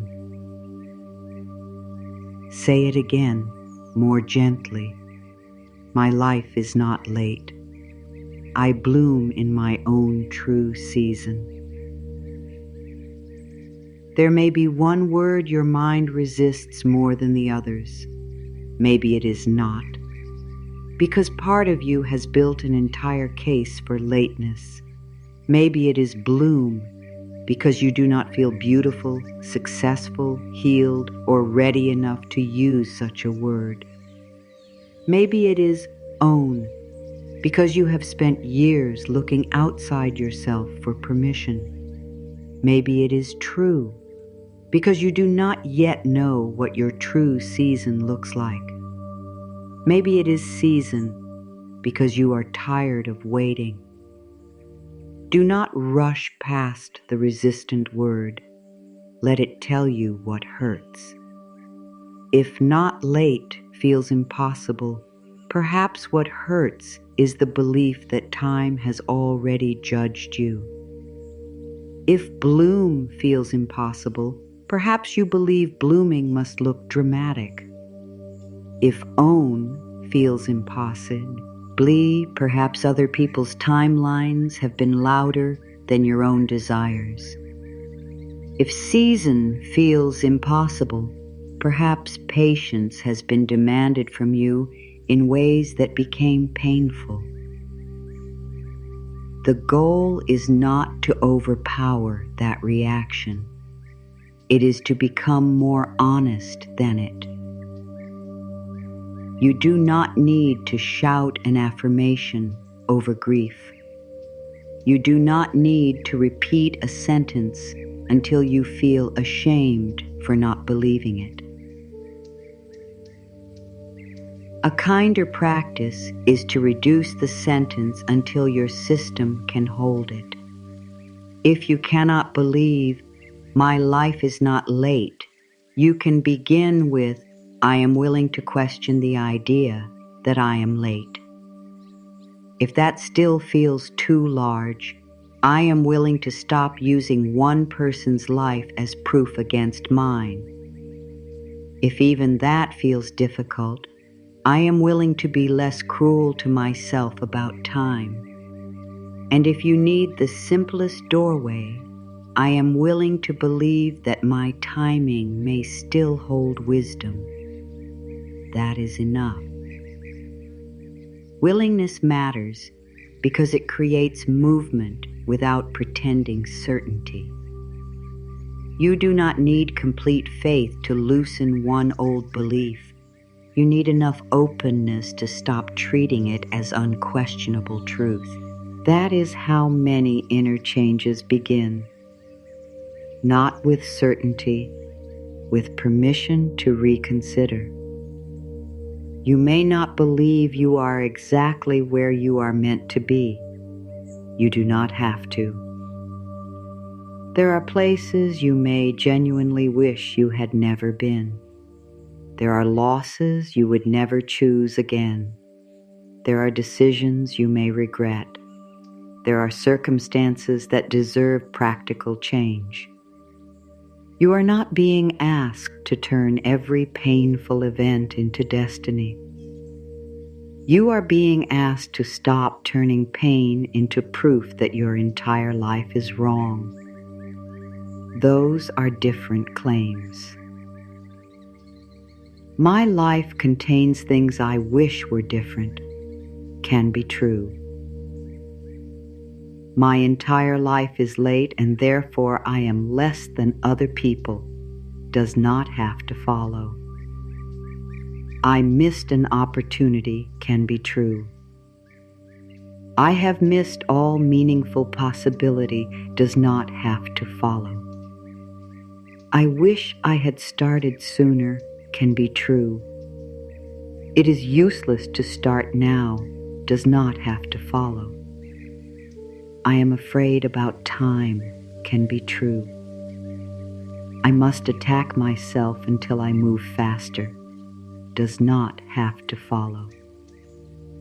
This is emotional maturity, allowing reality without multiplying it into a sentence against your worth. And this is also where trust needs a boundary. Trusting your season does not mean staying somewhere that harms you. Patience does not require remaining in an unsafe relationship. Acceptance does not require tolerating abuse, coercion, neglect, exploitation, or repeated disrespect. A flower metaphor should never be used to convince you to remain in bad soil while someone tells you to wait longer. Sometimes wisdom is leaving. Sometimes wisdom is calling someone you trust. Sometimes wisdom is asking a qualified professional for support. Sometimes wisdom is receiving medical or psychological care. Sometimes wisdom is speaking with an appropriate financial or legal professional when the problem requires that kind of expertise. Affirmations can support the way you relate to yourself. They are not a replacement for skilled help when skilled help is needed. Peace is not passive endurance. Boundaries can be an expression of love for your own life. Safety matters more than appearing spiritually calm. You are allowed to act. You are allowed to protect yourself. You are allowed to seek community. You are allowed to ask for practical support. You are allowed to leave what repeatedly injures you. Your season belongs to you, and that includes the right to change the conditions around your growth when you can. There is no contradiction between self-acceptance and action. The gardener accepts what the plant is while still tending to what it needs. You can do the same. You can say, "I am not late," and make a plan. You can honor your present circumstances and decide they must change. You can accept your age and begin something new. You can respect the years behind you and choose differently now. You can forgive yourself without repeating the behavior. You can stop racing other people without stopping your own movement. The fear may ask, if I stop criticizing myself, what will make me improve? This is an old question. Many people were taught that shame creates discipline. That harshness keeps them responsible. That fear makes them productive. It can create movement, but often at a cost. You may achieve while never feeling arrived. You may improve while never feeling worthy. You may accomplish everything you once wanted and immediately create another reason you are behind. The finish line keeps moving because the real engine was never aspiration. It was fear of being insufficient. What happens when the engine changes? You still act. But the action no longer begins with an insult. You say, "I want more stability," instead of, "I am a failure because I do not have enough." You say, "I want a healthier relationship," instead of, "No one has chosen me because I am unworthy." You say, "I want to build this skill," instead of, "Everyone knows more than I do." You say, "I want to take care of my body," instead of, "I cannot respect myself until it changes." One direction begins with care. The other begins with rejection. Both may produce action. Only one makes room for peace while you are moving. That is the lane with your name on it. Not a mystical road where everything happens perfectly. Not a protected route with no disappointment. A way of moving in which your choices are increasingly rooted in your own values rather than the panic created by other people's progress. It is quieter than competition, but it is yours. And when you begin living this way, another strange thing can happen. Other people's success becomes less threatening, not because you stop wanting what you want, because their bloom no longer tells you when yours must happen. You can look at a person who has something beautiful and say, "That is beautiful." Full stop. No second sentence. No, what does this mean about me? No calculation. No punishment. Just recognition. This may not happen every time. You are human. Some announcements will still touch tender places. Some milestones will remind you of your own longing. You can be happy for someone and sad for yourself in the same hour. There is room for both. You do not need to become emotionally pure before you are allowed to celebrate another person. You need honesty. I love that this happened for you, and it reminds me of something I want. That is honest. It is cleaner than pretending. It is kinder than shame. The serious does not need every other flower to close before it can trust its own opening. Neither do you. There can be abundance without denial. Their joy can exist. Your longing can exist. Your path can remain yours. The world is large enough for more than one bloom, but there is an even deeper freedom. Eventually you may stop needing the bloom itself to prove that the year mattered. That is the smaller door I want to leave open for later.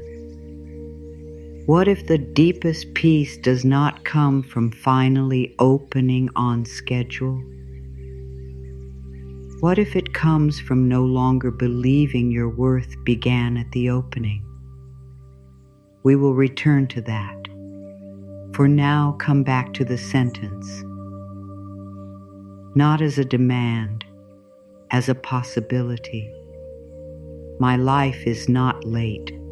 I bloom in my own true season. And if today you can only hold the softer version, let that be enough. I am willing to believe that my timing may still hold wisdom.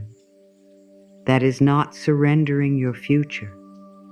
It is releasing the whip. You can still move. You can still choose. You can still build. You can still leave. You can still begin. You can still ask. You can still change. But you do not have to insult yourself into motion. Your life does not need that cruelty. The unopened bud does not become more beautiful because it was ashamed while forming. The root does not become stronger because it was compared with a flower. The gardener does not create a better bloom by calling the plant late. Care works differently. It pays attention. It adjusts. It protects. It participates. Then it lets life remain alive. You are learning that language now. Not the language of falling behind, the language of tending. Not what is wrong with me, what needs care. Not why am I not there, what is ready now. not who is ahead, what is mine to live. Those questions will carry us into the next part of this journey. Because once you stop treating your timing as an enemy, you can make a different kind of promise to yourself. Not a promise about what the future must deliver. A promise about how you will stand inside your own season while it unfolds. Not a promise that every door will open. Not a promise that every person will understand. Not a promise that every desire will arrive exactly as you imagine. A promise about your relationship with yourself while life is still becoming clear. That distinction changes everything. You cannot promise yourself a future without disappointment. You cannot promise that no one will leave. You cannot promise that timing will always feel fair. You cannot promise that effort will always be rewarded in the way you hoped. But you can begin to choose how you meet yourself in the middle of uncertainty. You can decide whether every unanswered question becomes an accusation. You can decide whether every delay becomes evidence against your worth. You can decide whether someone else's opening becomes a reason to tear at your own petals. This is where the vow belongs. Not at the beginning, when it would only sound beautiful. Here, after you have looked at the race, after you have seen what comparison does to the body, after you have recognized how many deadlines were borrowed, after you have met the flower that spends most of its life preparing beyond applause, now the words can carry weight. I root into my own season, and I bloom when my opening comes. Do not hurry through that sentence. I root into my own season, and I bloom when my opening comes. The vow is not asking you to predict the opening. It is asking you to root. That is different. Roots do not argue with the sky. They do not wake every morning demanding visible evidence. They work with what is available. They reach. They search. They stabilize. They take in what nourishes. They hold the plant through conditions that change above them. There is something deeply practical about roots. They are not passive. They are not waiting in the way people sometimes use that word. They are active where activity matters. That may be the shape of your life right now. You may not be in the season of displaying the result. You may be in the season of strengthening what will hold it. A relationship may not be here yet, but you are learning what love must feel like if it is going to remain welcome in your life. The career may not be clear yet, but you are identifying which kind of work leaves you alive rather than emptied. The money may not be where you want it yet, but you are learning to make choices from steadiness instead of panic. The confidence may not feel complete, but you are speaking more honestly than you did before. The healing may not be finished, but you are recognizing pain earlier and responding to yourself with less hostility. These are roots. You may not be able to photograph them. They still count.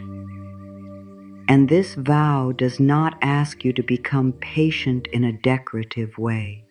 It does not ask you to smile while your needs are ignored. It does not ask you to call every obstacle sacred. Again, it asks you to stop abandoning your own rhythm merely because another person's rhythm is easier to see. That is a different kind of loyalty. Suppose someone you know reaches something tomorrow that you have wanted for years. Your body reacts. The old clock starts. You feel the familiar tightening. The old thought arrives. I am behind. The vow does not require you to suppress that thought. It gives you somewhere else to stand. I root into my own season. You breathe. You return to the facts of your own life. What is here? What needs care? What choice belongs to me now? The comparison may still be present, but it is no longer driving the entire car. That is progress. You do not need complete freedom from comparison before you can live differently. You need a moment of space between the old reaction and the next choice. That space is where your life becomes yours again. This is especially important in work. Work creates visible hierarchies, titles, salaries, promotions, awards, followers, clients, years of experience, numbers, public praise. Metrics can be useful. They can also become dangerous when you begin using them as measurements of personhood. Someone can be further along professionally and not be further along as a human being. Those categories should never have been merged. You may need to learn from someone who knows more. Learn. You may need to improve your skills. Improve them. You may need to ask for feedback. Ask. You may need to work harder for a season.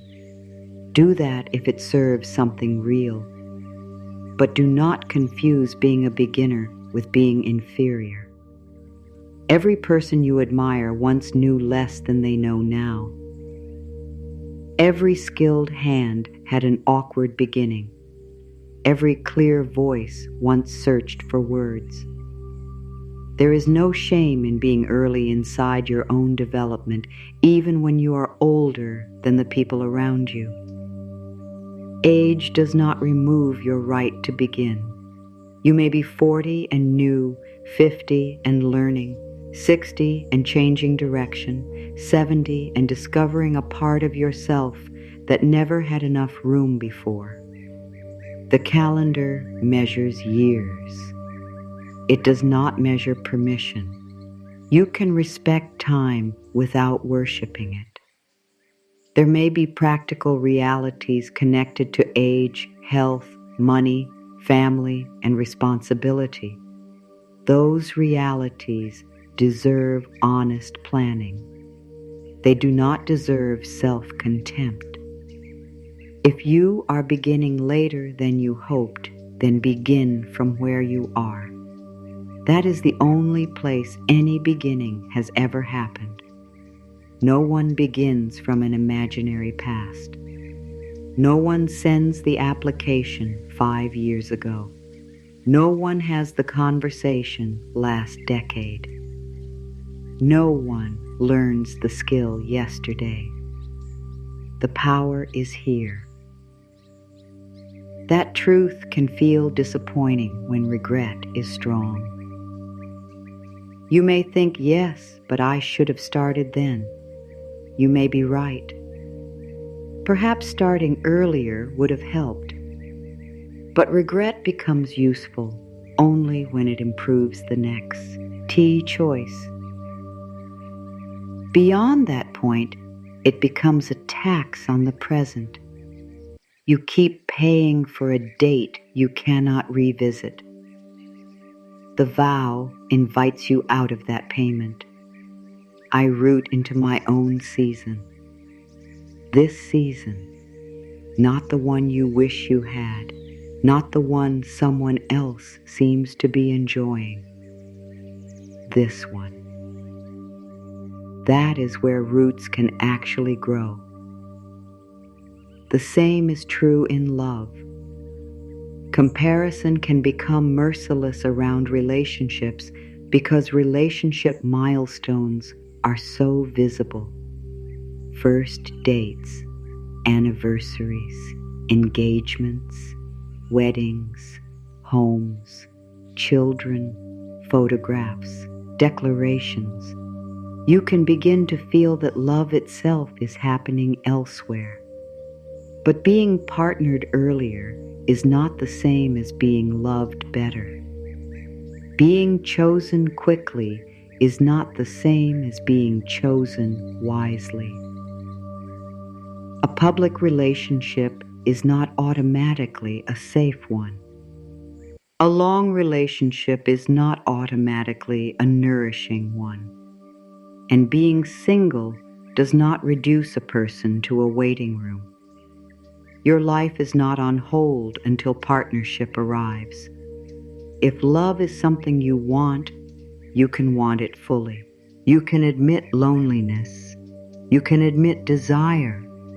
You can grieve the relationships you hoped would become more. You can recognize that some forms of companionship cannot be replaced by slogans about independence. That honesty is healthy.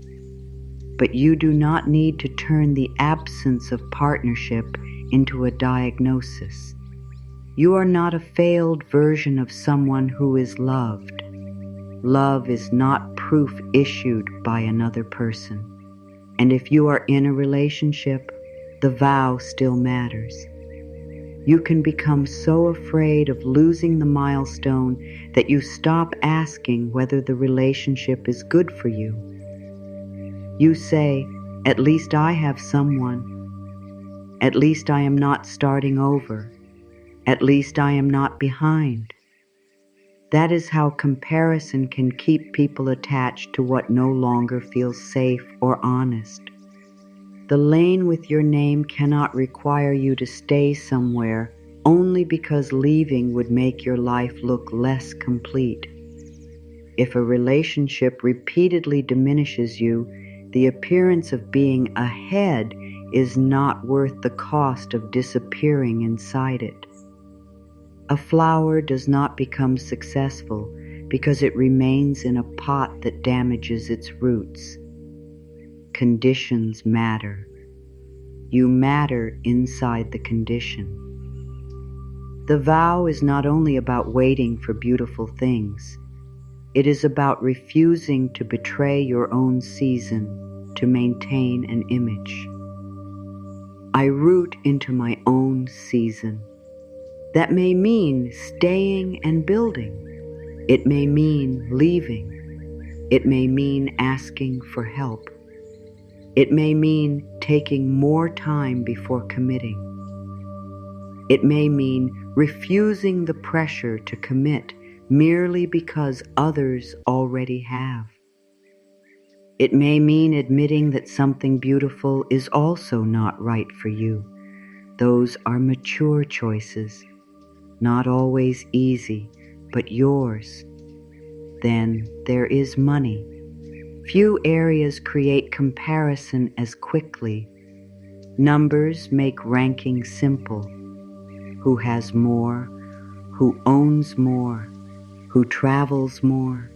Who appears secure? Who appears free? All reality matters. Money affects options, health, housing, stress, safety, education, and time. Pretending otherwise would be dishonest. But financial difficulty does not make you morally smaller. Financial success does not make a person morally larger. Money is important. It is not a complete measure of a human life. If you need more stability, you can build toward it without humiliating yourself for not already having it.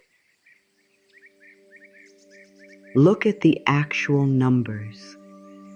Make the plan. Ask for advice from qualified people when you need it. Learn what you do not know. Change habits where change is possible. Increase skills.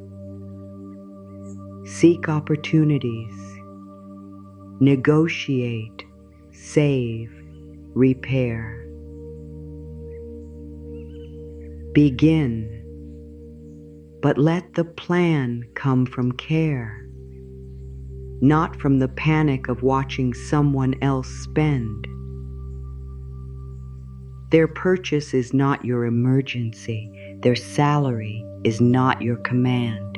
Their lifestyle is not your assignment. Your financial decisions need to fit your actual circumstances. There is dignity in that kind of specificity. It may not look impressive. It can build peace. Comparison often invites dramatic choices because dramatic choices feel like catching up. The wiser choice is sometimes smaller. Paying something down quietly, saying no to an expense that would create stress, choosing stability over appearance, taking work that serves a transition, learning before investing, waiting before signing. You do not have to perform prosperity to move towards security. Roots do not perform, they support. The same principle applies to your body. You may have spent years treating your body as another public scoreboard. Too large, too small, too old, too tired, too scarred. Not strong enough, not young enough, not like the body you had, not like the body someone else has. Comparison can make you speak to your body as if it were an object embarrassing you in front of the world. But your body is not a public relations problem. It is where you live. It carries history. It changes. It needs care. Sometimes it needs medical attention. Sometimes it needs rest. Sometimes movement. Sometimes nourishment. Sometimes treatment. Sometimes acceptance of realities you never would have chosen. You can seek change without hatred. You can care for health without making appearance the judge of whether your body deserves tenderness. You can mourn change without turning aging into failure. Aging is not falling behind youth. They are not competing stages. They are different seasons of one life. That does not mean every change feels easy. There are losses connected to aging. There are fears. There are things the body may no longer do in the same way. There are also forms of clarity that may not have existed earlier. You are allowed to hold the whole truth. You do not need to call every season better. You can call it yours. I root into my own season. There is strength, that sentence, because it refuses fantasy without surrendering dignity. You are here, this body, this age, this day, From here, what care is possible? That question will serve you better than endless comparison. And then there is healing. Healing is perhaps the easiest place to become cruel while believing you are becoming compassionate. You think you should be over it. You think you should not be triggered anymore. You think one difficult day means all the progress disappeared. You think needing support means you have failed to become strong. But healing is rarely a straight line. You may revisit something at a different depth. You may understand intellectually long before your body feels safe. You may forgive and still need distance. You may love someone and still decide they cannot remain close. You may have peaceful weeks followed by a hard afternoon. That does not erase the peaceful weeks. One returning emotion does not mean you have returned to the beginning. The cereus closes after blooming. No one calls the closing proof that the bloom never happened. Remember that. You are allowed to move in rhythms. Opening does not require permanent openness. Strength does not require permanent energy. Healing does not require permanent calm. You are not a machine designed to maintain one emotional setting. You are alive. Life moves. The vow gives you somewhere to return when the movement frightens you. I root into my own season, and I bloom when my opening comes. Perhaps today is not the bloom. Then root. Perhaps today is not clarity. Then tell one truth. Perhaps today is not confidence. Then take one action without waiting to feel fearless. Perhaps today is not forgiveness. Then stop adding new harm to the old wound. Perhaps today is not abundance. Then make one decision that respects what you have. Perhaps today is not love arriving. Then do not abandon the love already possible in your friendships, family, community, or relationship with yourself. Perhaps today is not the answer. Then stop punishing yourself for having a question. There is so much life available in the middle. Comparison makes the middle feel meaningless because it recognizes only beginnings and victories. But most of life is middle. Most relationships are ordinary days between milestones. Most careers are hours of work between recognition. Most healing is lived between breakthroughs. Most growth is repeated in choices no one sees. Most self-respect is built when there is no audience. This is why learning to inhabit the middle may matter more than learning to celebrate the peak. You spend more time there. The cereus may open magnificently, but the plant lives beyond that hour.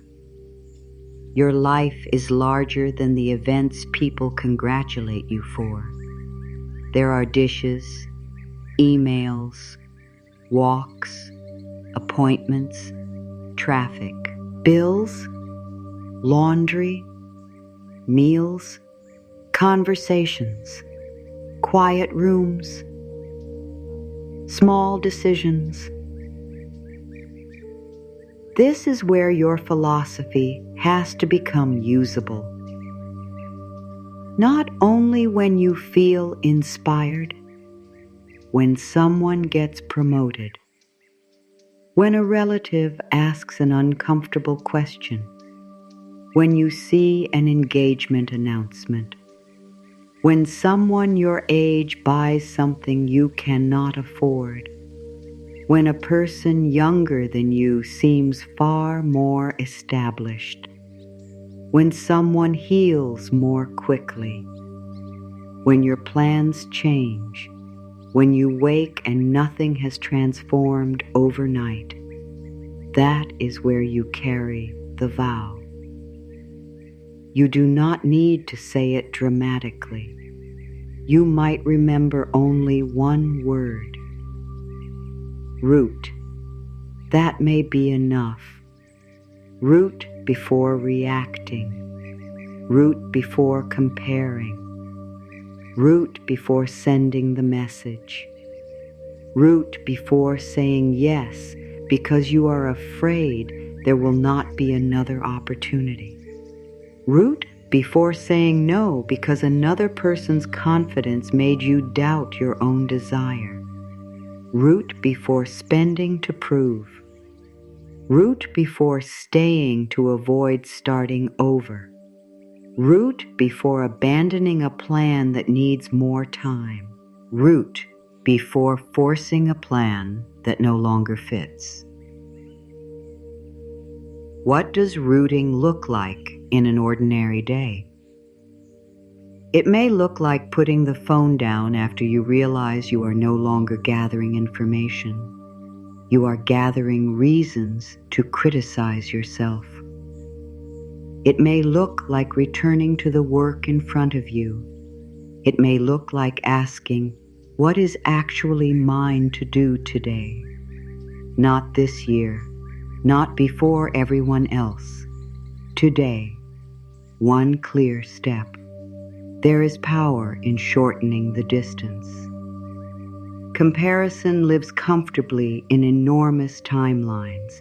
My whole career, my whole future, my whole life.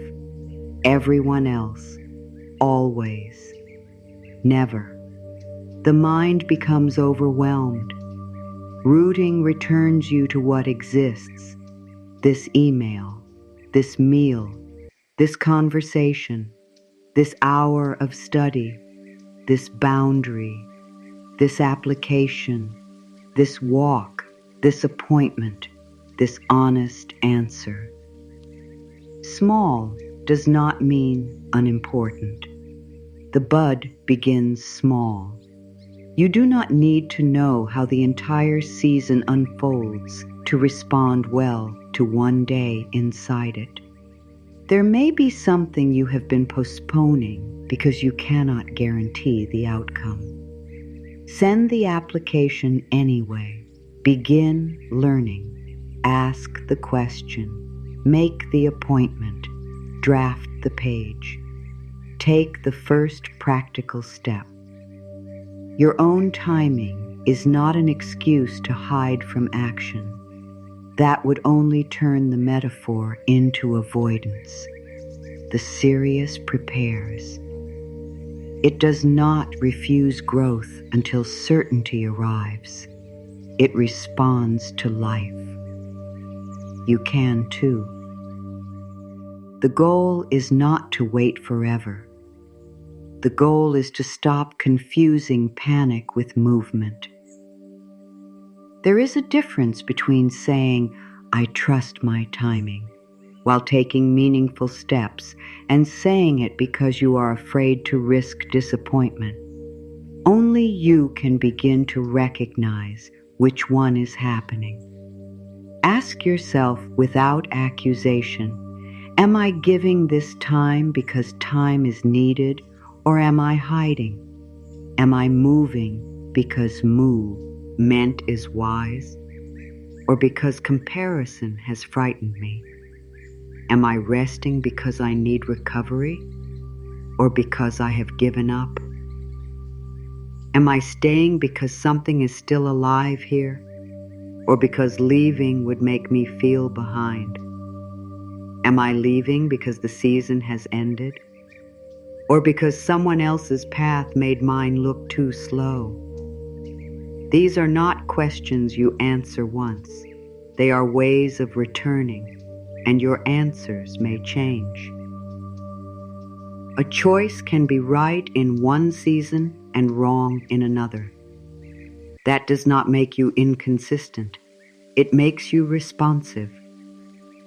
The gardener does not water by one rigid rule, regardless of condition. Care pays attention. Your life deserves attention more than it deserves comparison. That sentence may be worth keeping. Your life deserves attention more than comparison. Attention asks, what is real? Comparison asks, who is winning? Attention asks, what needs support? Comparison asks, what looks impressive? Attention brings you closer. Comparison takes you away. If you can feel the difference, even slightly, then something has already shifted. You may still compare tomorrow. You may compare this afternoon. You do not need to turn that into failure. See it, name it, return. The return is the practice, not perfection. Every return strengthens the lane. Every return says, I belong inside my own life. Every return takes a little authority away from the invisible clock. You may not feel dramatic freedom. You may feel 2% less hurried. That counts. A shoulder lowers, a breath reaches deeper. A thought becomes less sharp. A decision becomes slightly more honest. That is how peace enters many lives. Not as one enormous arrival, as repeated permission. Permission to stop running for a moment. Permission to hear yourself. Permission to revise. Permission to begin late. Permission to change slowly. Permission to celebrate privately. Permission to outgrow a goal. Permission to want more. Permission to want less. Permission to choose differently from people you love. Permission to take your own life seriously, even when no one else understands the shape of it yet. This is the integration. Carry the flower with you without needing to think about flowers all day.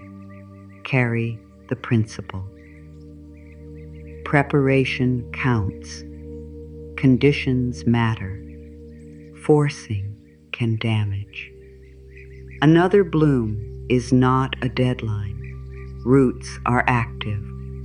The opening cannot define the entire worth of the plant. You can use those truths at work, in love, with money, with age, with family, with your body, with healing, with the dream that still has no visible proof. And when the old sentence appears, I am behind, you do not need to argue for 20 minutes. You can answer with the vow. I root into my own season, and I bloom when my opening comes. Then do the next honest thing. Not the most impressive thing, not the thing that will silence everyone, not the thing that makes you look caught up, the honest thing. That may be enough for today, and there is still one question waiting for us. Earlier, I asked what would happen if the deepest peace did not come from finally opening on schedule. What if your worth never began at the bloom at all? That is where the last part must go. Because once you understand that, comparison loses the place where it has been holding you most tightly. Your worth did not begin at the bloom. It did not begin when someone chose you. It did not begin when the number in your account changed. It did not begin when your work became visible. It did not begin when you became confident enough to speak without trembling. It did not begin when you finally left. It did not begin when you finally stayed. It did not begin when you understood what had happened to you. It did not begin when you became productive again. It did not begin when anyone called you successful. Those moments may matter. Some may change your life. Some may deserve celebration. But they do not create your value. That is the piece comparison has been hiding from you. Comparison says the flower becomes worthy when the petals open. Nature says the flower was alive before anyone could see it. The bud mattered, the stem mattered, the root mattered, the quiet months mattered. Even the season when no bud was visible belonged to the same living thing. If the cereus could somehow measure its value only during the hours of bloom, almost its entire existence would look meaningless. That would be absurd. Yet you may have been doing something very similar to yourself. You may have been counting only your bloom moments, the promotion, the relationship, the certificate, the purchase, the breakthrough, the healed version, the photograph, the public result. Everything between those moments became background, preparation, delay, waiting, something to get through. But your life is mostly made of what happens between announcements. That is not a flaw in life. That is life. You wake, you decide, you respond, you eat, you work, you learn, you care for people, you care for yourself, you make mistakes, you repair, you change your mind, you lose things, you find things, you sit in rooms no one will ever photograph. You have thoughts no audience hears. You make small choices that slowly determine what kind of person you become. This is where dignity lives, not only on the stage, in the ordinary. Comparison prefers stages because stages can be ranked. Ordinary life resists ranking. How do you rank the courage it took someone to get out of bed after grief? How do you rank the decision not to answer cruelty with cruelty? How do you rank the moment a person finally asks for help? How do you rank a quiet boundary that saves years of pain? How do you rank the courage to begin again without telling anyone? There is no public scoreboard capable of measuring these things accurately. That may be why they are so easy to underestimate. But you know, somewhere inside you, you know which ordinary moments cost you something. You know which days required strength. You know which choices interrupted an old pattern. You know which conversations changed the direction of your life, even if nobody else heard them. You know the distance between who you were and what you chose. That distance counts. And because it counts, the bloom does not have to carry the entire burden of proving your life mattered. The opening can become what it was always meant to be. An opening, not a trial, not a certificate, not proof that the waiting was justified, not evidence that you finally became enough. a moment in a living process. This is the freedom I wanted you to reach before we close the flower's story. The gardener waits for the serious because the opening is beautiful. But the gardener cares for the plant before the flower comes. That is love. Care before proof. Care before spectacle. Care before reward. What if you began giving yourself that kind of care? Not only when you are doing well, not only when you are disciplined, not only when you are easy to understand, not only when progress is visible. Before proof, you could become a safer place for your own unfinished life. That may be one of the most healing shifts available to you. Instead of saying, "Show me that all of this is going somewhere, and then I will trust you," you begin saying, "I will care for this life while I discover where it is going." There is no guarantee hidden in that sentence. There is companionship, your own. And companionship changes the quality of uncertainty. You may still want answers. You may still become impatient. But you are no longer standing outside yourself with crossed arms, waiting for performance. You are inside the season, participating, listening, adjusting, choosing, rooting. The bloom can come when it comes. Your dignity is already here. This is why no one can truly be ahead of you in the deepest sense. People can reach certain milestones before you. That is real. People can have advantages you did not have. That is real. People can become skilled sooner, earn more, recover faster, receive recognition earlier, or find opportunities you wanted. Those differences are real. But they are not the same thing as one human life being ahead of another human life.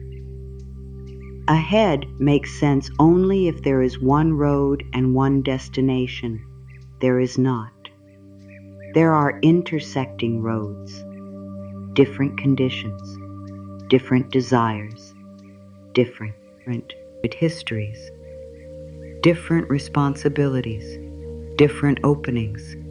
There is only the life you can actually live, your own.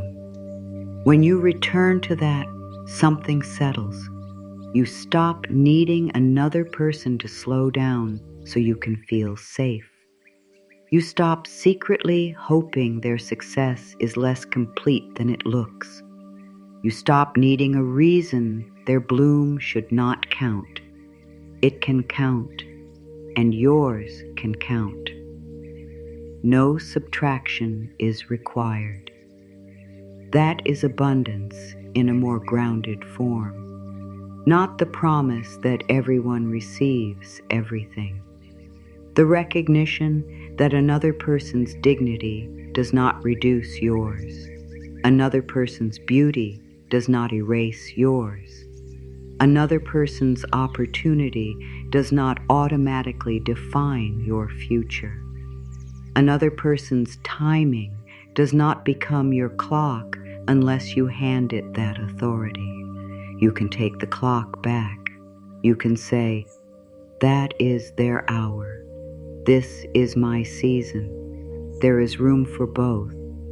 This is especially important when you meet people whose lives seem to represent everything you wish had happened differently. Perhaps someone your age has the family you imagined. Perhaps someone younger has the career.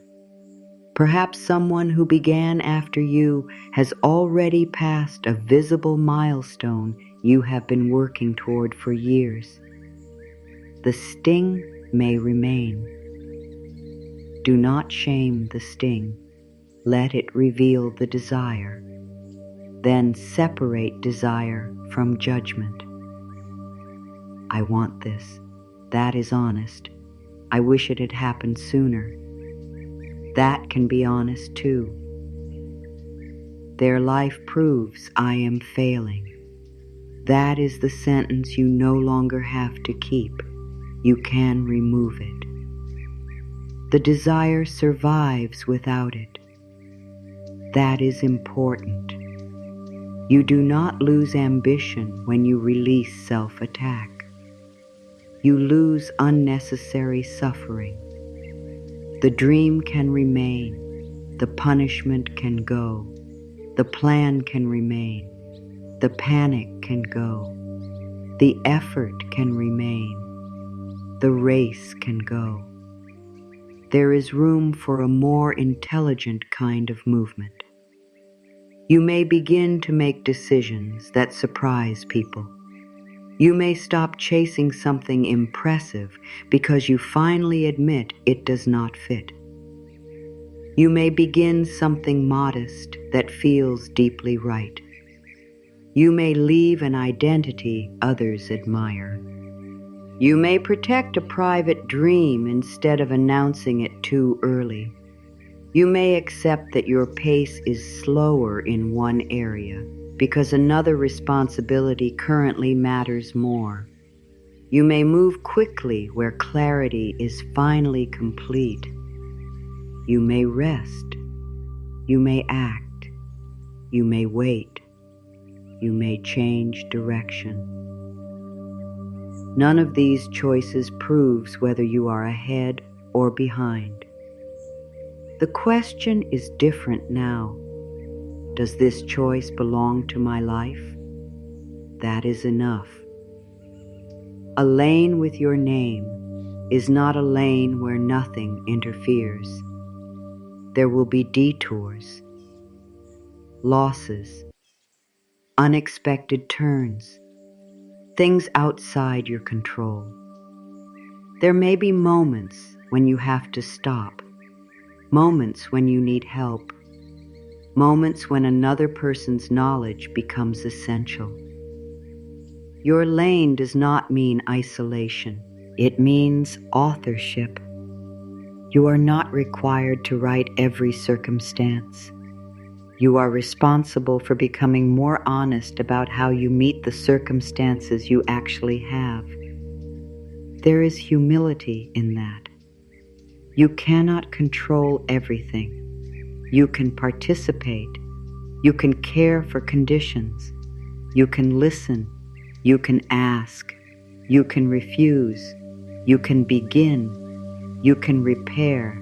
You can seek support. You can return. That word matters. Return. You will leave your own lane sometimes. Everyone does. You will compare. You will scroll too long. You will hear someone's news and feel the old calculation begin. You may wake on a birthday and suddenly place your whole life on trial. You may meet someone who seems to have accomplished in 2 years what took you 10. You may feel the old sentence forming. Behind. When it happens, do not create a second problem by judging yourself for comparing. Return, that is all. Return to your breath. Return to your actual conditions. Return to your values. Return to the next honest action. Return to the vow. I root into my own season, and I bloom when my opening comes. Then continue living. No ceremony required. The return itself is enough. There is great freedom in practices that survive imperfect use. A belief is not useful only when you remember it perfectly. A boundary is not useless because you struggled before keeping it. Self-respect is not erased because an old fear visited again. You are learning. Roots deepen through repeated contact with what sustains them. Your new relationship with time can deepen the same way.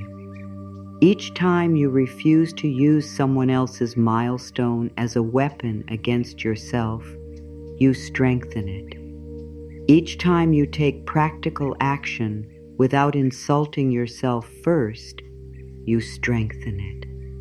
Each time you let a quiet day count, you strengthen it. Each time you begin again without dramatizing the delay, you strengthen it. Each time you acknowledge envy without becoming ashamed, you strengthen it. Each time you celebrate another person while still honoring your own longing, you strengthen it. Each time you choose your actual values over the appearance of being caught up, you strengthen it. This is rooting, and it can happen anywhere, at your desk, in your car, at the grocery store, during a family gathering, while reading an email, before answering a message, after seeing an announcement, standing in your kitchen, walking into a room where you fear everyone will ask what you are doing with your life. You do not need to explain your entire season. You can answer simply, you can protect what is still forming. You can let some people misunderstand. A bud does not open early because someone asked impatiently what it plans to become. You are allowed privacy around becoming. You are allowed to say, I am working off. You are allowed to say, I am still deciding. You are allowed to say, that is not my priority right now.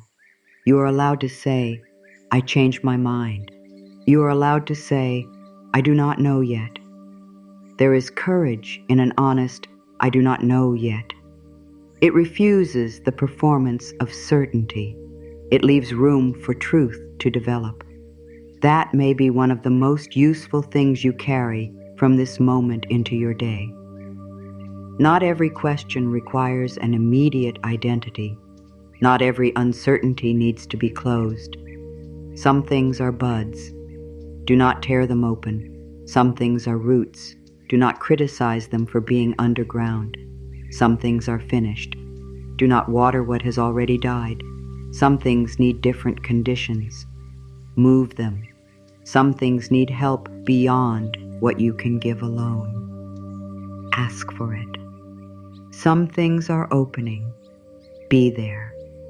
This is what living your season actually looks like. Responsive, specific, present, not passive. And because this is a day you are still living, I want you to bring the teaching out of the garden and into the next few hours. When this ends, there does not need to be a grand transformation. Look at your day. What is one thing that belongs to your lane? One call, one task, one page, one rest, one conversation, one boundary, one practical decision? Choose one. Not because one action guarantees the future, because your life deserves participation. Then ask what does not belong to your lane today. Someone else's salary, someone else's relationship, someone else's age, someone else's audience, someone else's house, someone else's speed. You can set that down. Not forever, just for today. You do not need to solve their life. You do not need to compete with their life. Return the energy. Bring it home. Your attention is precious. Spend more of it where your choices can actually make a difference. This is one way peace becomes practical, not an escape from life, a better allocation of attention. You cannot build your life while staring continuously at someone else's. Look back. Your hands are here. Your work is here. Your body is here. Your next choice is here. That is enough reality for one day. And if you need a sentence to carry with you, use the one we have already practiced. My life is not late. I bloom in my own true season. You do not have to say it with perfect conviction. Let repetition become familiarity before it becomes belief. My life is not late. I bloom in my own true season. Say it again, more gently. My life is not late. I bloom in my own true season. And now, let the words become simpler. My life is mine. My season is mine. My pace can be honest. Riek time tu quen. My roots are growing. I respect hidden progress. I release borrowed clocks. I release borrowed deadlines. I do not need their timing. I do not need their lane. I can learn without comparing. I can admire without shrinking. I can want without panicking. I can begin from here. I can change from here. I can ask for help. I can make one clear choice. I can honor my limits. I can change my conditions. I can protect what is forming. I can celebrate quiet growth. I can let the bud remain a bud. I can let roots be roots. I can trust preparation. I can act without forcing. I can move without racing. I can rest without disappearing. I can pause without falling behind. I can start later. I can start again. I can revise. I can choose differently. I can become more honest. I can return to myself. I am not a deadline. I am not a scoreboard. I am not someone else's calendar. My life is not a race. Their bloom is not my warning. Their success is not my failure. Their joy can exist. My longing can exist. Both can be true. I can stay with my life. I can care before proof. I can root before display. I can live before arrival. I can value the middle. I can value the ordinary. I can value today. I can value myself here, not later. Here, now. Rooted, present, learning, living, becoming. No race, no verdict, no borrowed clock. My season, my roots, my opening, my bloom. And if even these words become too much, you do not have to hold every one of them. Take the line that stays, let the rest pass. This is not an examination. Nothing is missed because you forget a sentence. The teaching is simpler than the words. Come back to your life. Come back to your season. Come back to what is yours to care for. That is enough. You can carry one phrase into the rest of your day and leave everything else here. Perhaps it is. My life is not late. Perhaps my season is mine. Perhaps another bloom is not my deadline. If one of those lines feels like something a person you love needs to hear, share that line with them, not as advice, not as a lesson, as companionship. You may know someone who has quietly been measuring their life against everyone around them, someone who thinks they missed their hour, someone who smiles at good news and then goes home feeling smaller, someone who has been treating a late beginning as no beginning at all. You do not have to explain everything. Send the line. Sometimes one sentence is enough to interrupt a cruel day and then return to your own, because this was never meant to make you responsible for everyone else's healing.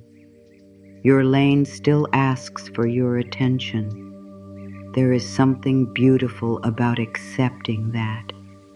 You do not have to carry the whole garden. You only have to tend what has been placed within your reach. Your choices, your boundaries, your honesty, your care, your next step.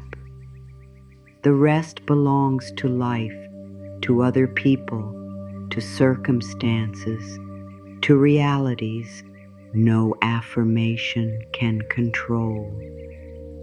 There is relief in letting responsibility have edges. You are not responsible for controlling everything. You are responsible for meeting yourself with increasing truth. That is enough work. And if you have spent years thinking that self-respect must be earned through accomplishment, this may take time to absorb. Give it time. You do not need to force this understanding open either. Let it be a bud if it is a bud. You can return tomorrow. You can return next month. You may hear the same truth differently after another season of living. That is how wisdom works. It meets you again, not as repetition, as depth. You are not the same listener every time. There will be moments ahead when comparison returns strongly. The world is designed to show you what other people are doing. You will see milestones, achievements, faces, announcements. There is no need to hide from all of it. Your freedom cannot depend on never seeing another person succeed. The deeper freedom is being able to see it and remain yourself. That is the practice. Their bloom, your roots. No conflict. Their hour, your season. No verdict. Their lane, your lane. No race. This is where the title's promise finally becomes lived rather than merely understood. Nobody can be ahead of you inside the life that only you can inhabit. They can be earlier at something, more experienced at something, more fortunate in something, better positioned in something. Those differences may matter practically, but they cannot become you, and you cannot become them. Your task is not to erase difference. Your task is to stop using difference as evidence that your existence is late. There is only one life carrying your exact combination of memory, longing, responsibility, ability, wound, choice, tenderness, history, and possibility. This one, the one breathing now, the one still unfinished, the one that has already survived days you once thought you could not carry, the one that is learning to become less violent with time. This one. You do not need a different life before you begin respecting it. You do not need the bloom first. That was the last open door. The bloom was never where your worth began. The gardener cared before the opening. Now you can learn to do the same. Care for the roots. Care for the conditions. Care for the truth. Care for the day that is actually here. The bloom may come in a form you recognize immediately. It may come in a form you understand only later. Some things you want may arrive. Some may change.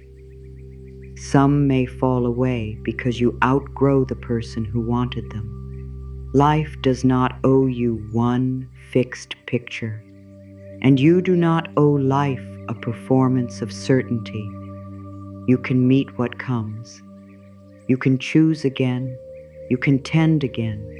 You can root again. All is well does not have to mean everything is perfect. It can mean you are no longer required to turn every unfinished thing into proof that you have failed. There is room here, room to live, room to become, room to change, room to begin, room to be proud of what no one sees, room to honor the years that looked quiet, room to stop calling quiet empty. The Sirius knows this without language. Months of green, then the bud. Slowly, no panic, no competition, no apology. The hour arrives. the petals open, not because another flower demanded it, not because the garden ranked it, not because lateness had to be defeated. The opening belongs to the life that prepared it. So let your shoulders come down one more time. Let the jaw soften if it wants to. Let the breath have a little more room. You do not have to outrun anyone before this day continues. There is no invisible crowd behind you. There is no finish line moving away. There is your life. There is this season. There is the next honest thing. That is enough. You are not late. You are living. You are rooting. You are learning. You are becoming. Your season is yours. Your opening is yours. Your bloom is yours. No one can steal its timing. No one can live it first. No one can take your place inside it. Keep your roots where your truth can reach them. Let borrowed clocks go silent. Let the garden bloom around you. You do not have to race it. Your roots already know the way to your bloom.